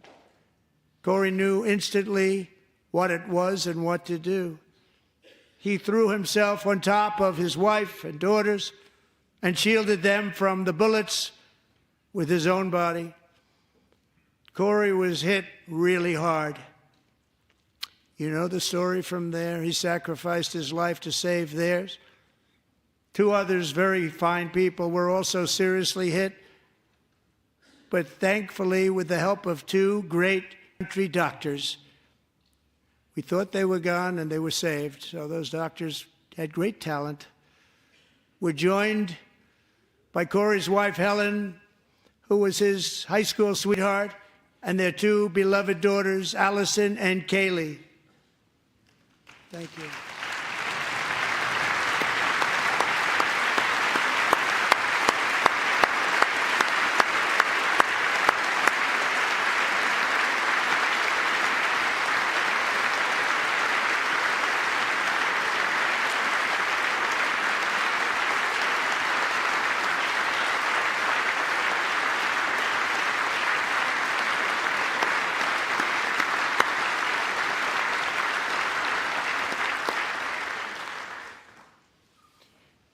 To Helen, Allison, and Kaylee, Corey is looking down on his 3 beautiful ladies right now, and he is cheering you on. He loves you. He is cheering you on. Corey was taken from us much too soon, but his destiny was to leave us all with a shining example of the selfless devotion of a true American patriot. It was love like Corey's that built our country, and it's love like Corey's that is going to make our country more majestic than ever before. I believe that my life was saved that day in Butler for a very good reason. I was saved by God to make America great again. I believe that. Thank you. Thank you.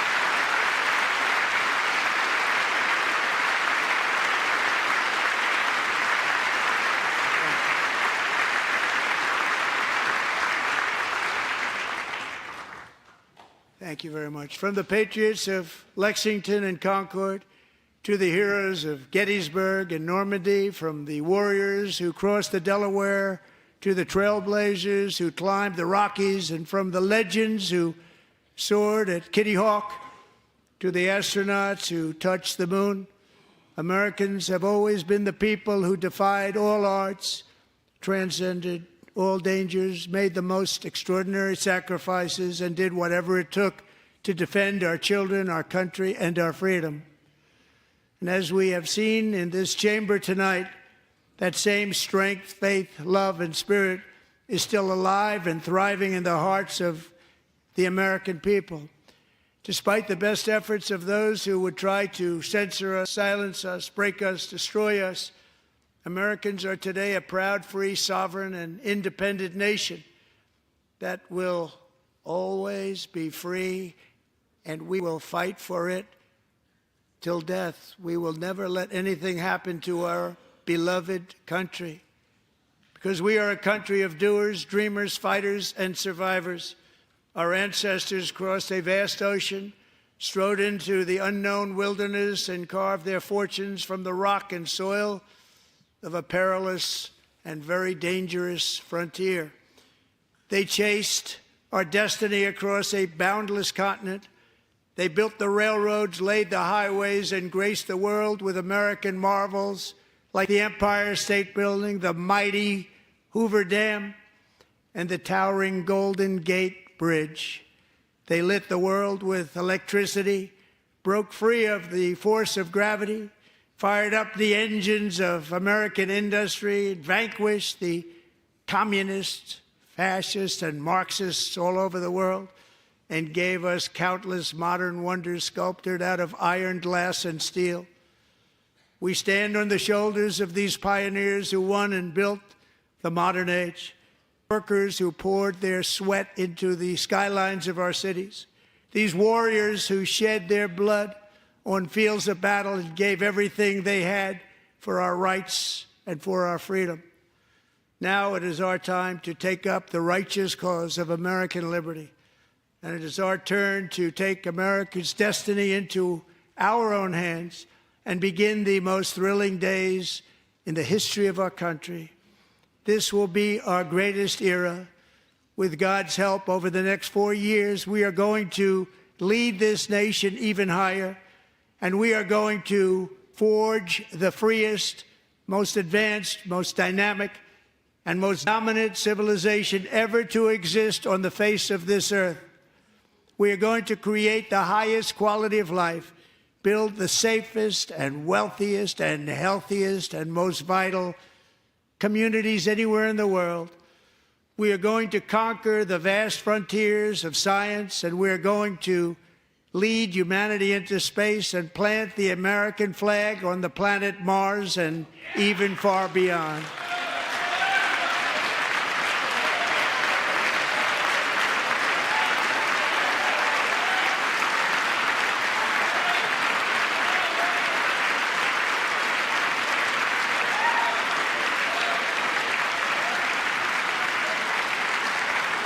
And through it all, we are going to rediscover the unstoppable power of the American spirit. And we are going to renew unlimited promise of the American dream. Every single day, we will stand up and we will fight, fight, fight for the country our citizens believe in and for the country our people deserve.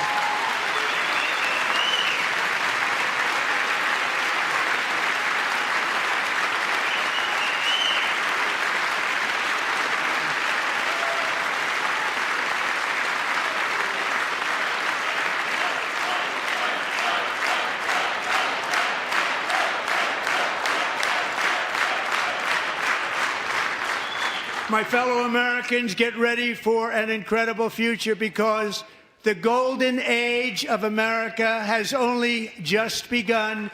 It will be like nothing that has ever been seen before. Thank you, God bless you, and God bless America.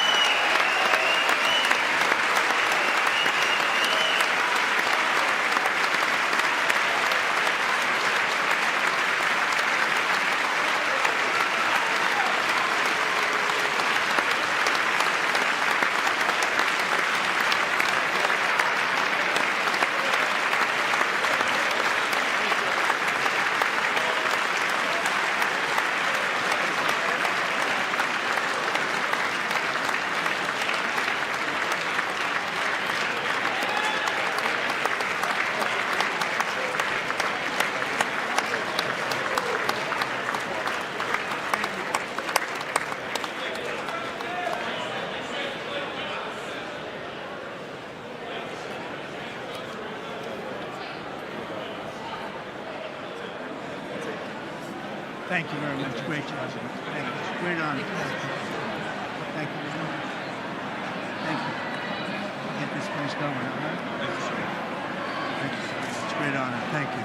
Thank you, Mr. President. Thank you very much.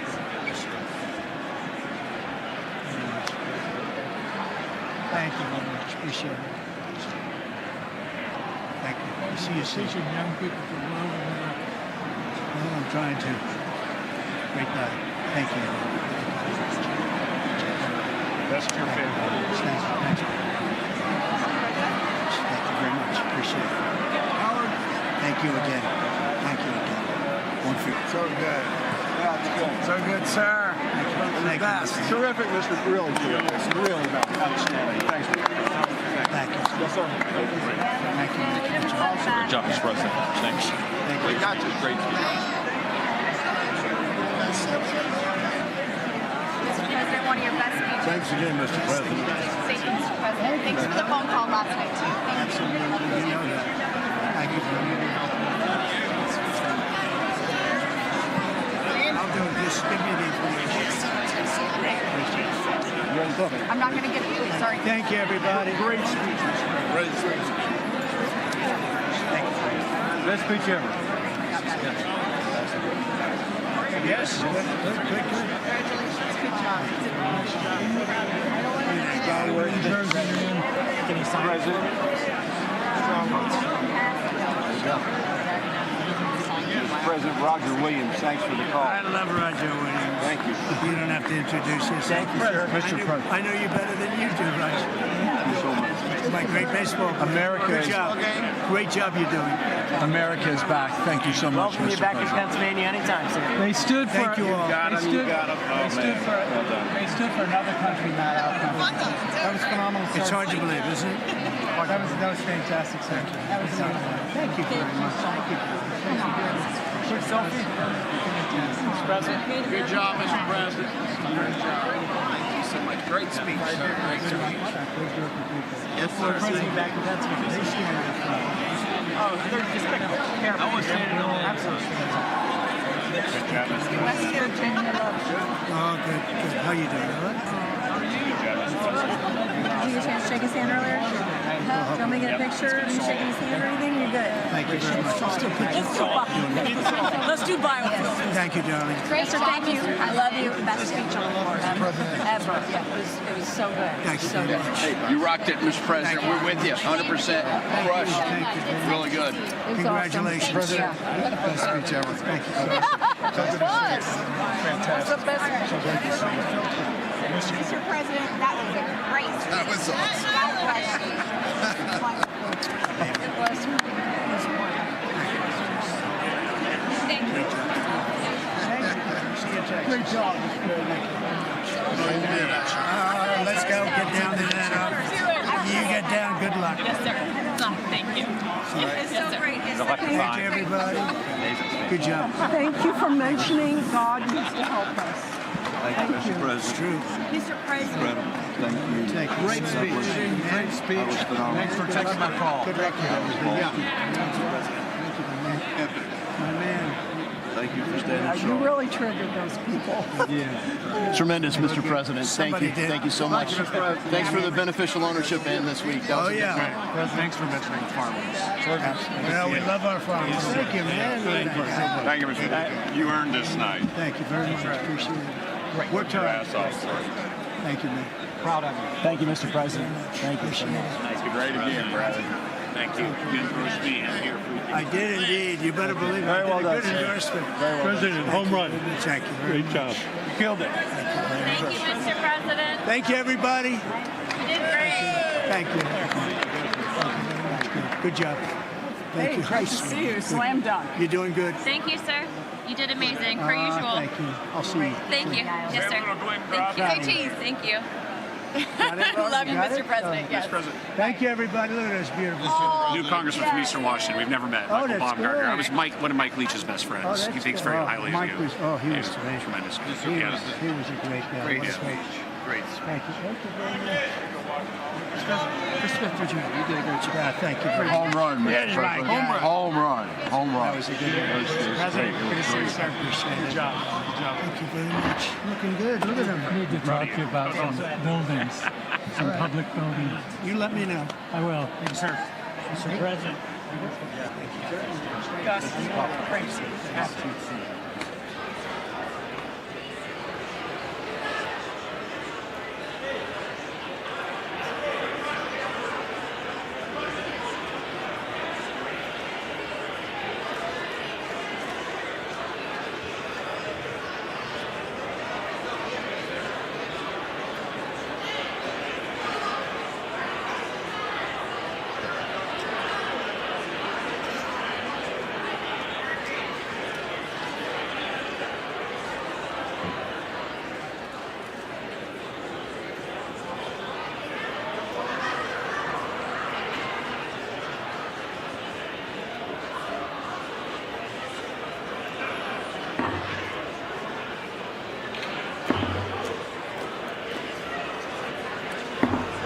The House will be in order.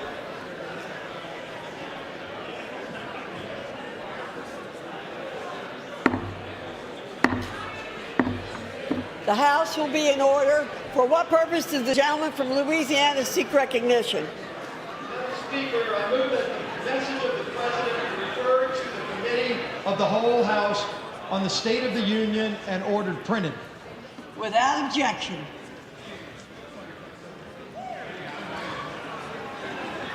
Does it?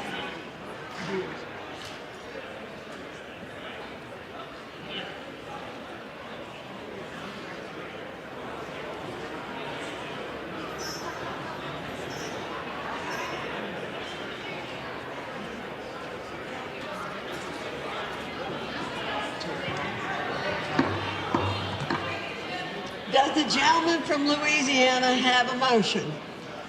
Madam Speaker, I move that the House now stand adjourned. The question is on the motion to adjourn. Those in favor say aye. Those opposed, no. The ayes have it. The motion is agreed to. Accordingly, the House stands adjourned until 10 a.m. tomorrow for morning hour debate.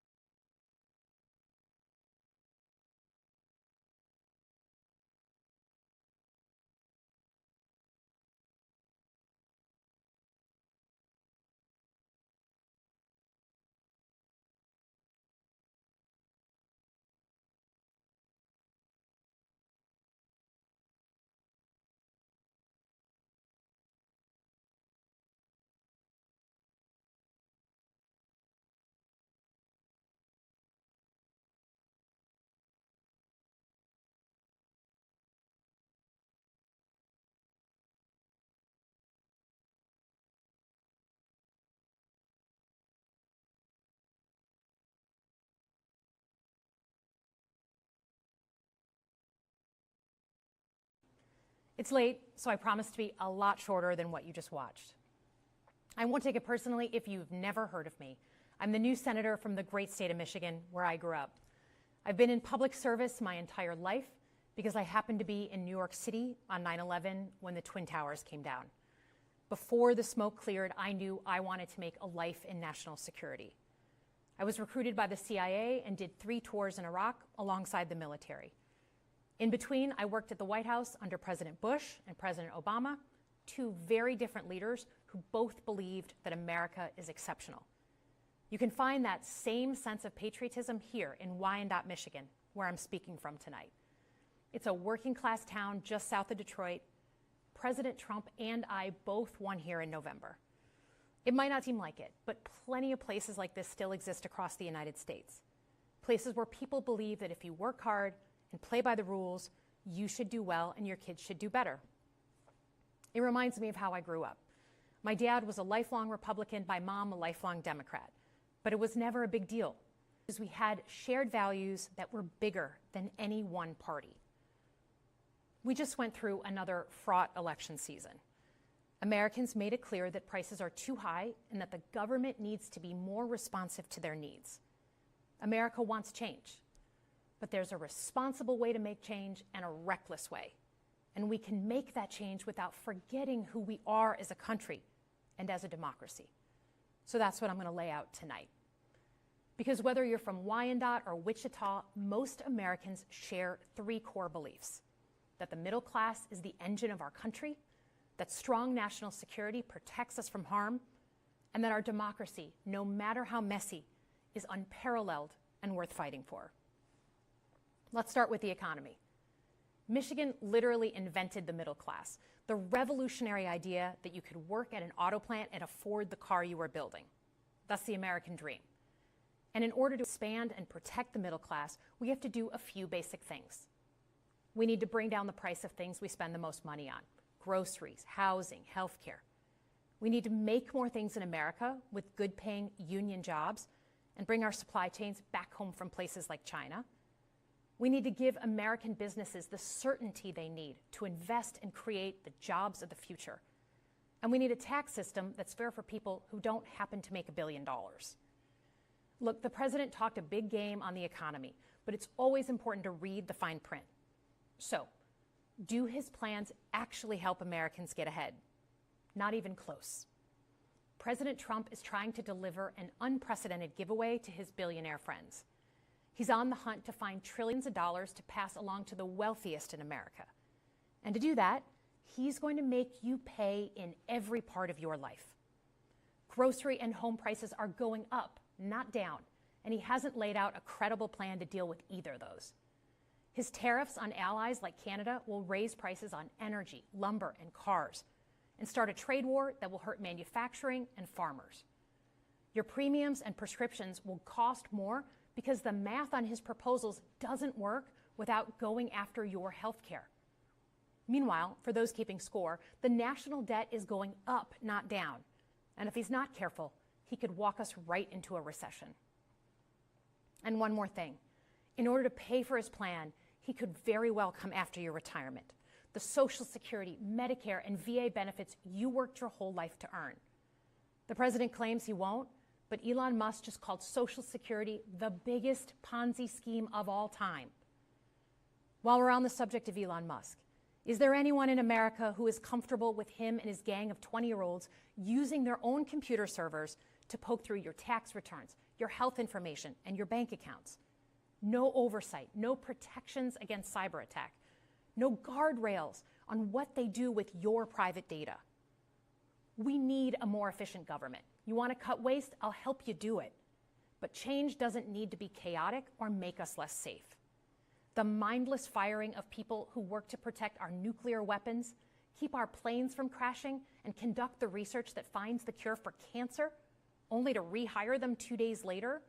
No CEO in America could do that without being summarily fired. Okay, so we've talked about economic security. How about national security? Let's start with the border. As someone who spent my whole career protecting our homeland, every country deserves to know who and what is coming across its border, period. Democrats and Republicans should all be for that. But securing the border without actually fixing our broken immigration system is dealing with the symptom and not the disease. America is a nation of immigrants. We need a functional system keyed to the needs of our economy that allows vetted people to come and work here legally. So I look forward to the president's plan on that. Because here's the thing. Today's world is deeply interconnected. Migration, cyber threats, AI, environmental destruction, terrorism. One nation cannot face these issues alone. We need friends in all corners, and our safety depends on it. President Trump loves to say peace through strength. That's actually a line he stole from Ronald Reagan.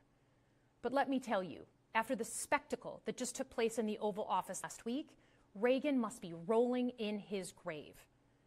We all want an end to the war in Ukraine, but Reagan understood that true strength required America to combine our military and economic might with moral clarity. And that scene in the Oval Office wasn't just a bad episode of reality TV. It summed up Trump's whole approach to the world. He believes in cozying up to dictators like Vladimir Putin and kicking our friends like the Canadians in the teeth. He sees American leadership as merely a series of real estate transactions. As a Cold War kid, I'm thankful it was Reagan and not Trump in office in the 1980s. Trump would have lost us the Cold War.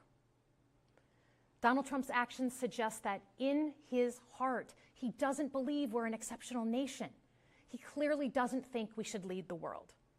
Look, America is not perfect, but I stand with the majority of Americans who believe we are still exceptional, unparalleled.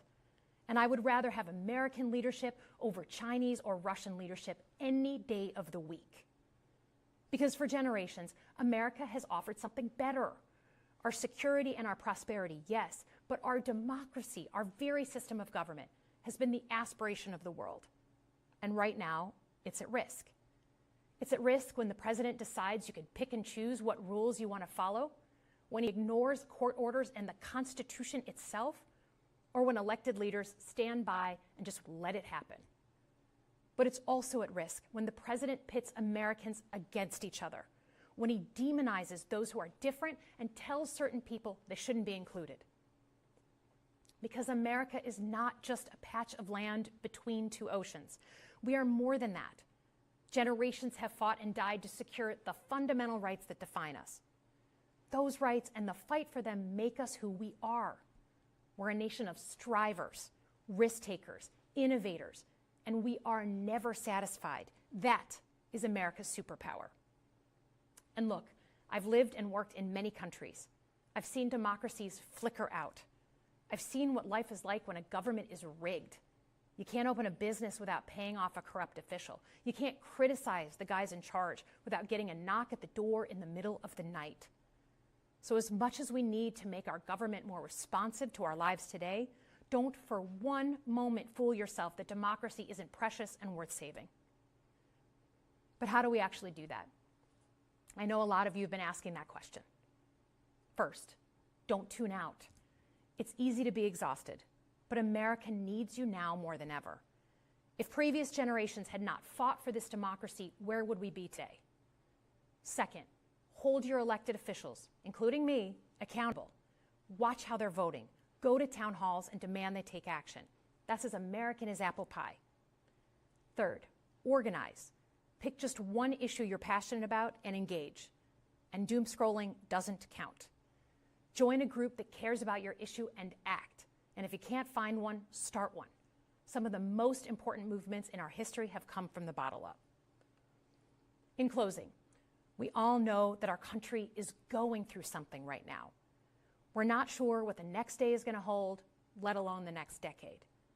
But this isn't the first time we've experienced significant and tumultuous change as a country.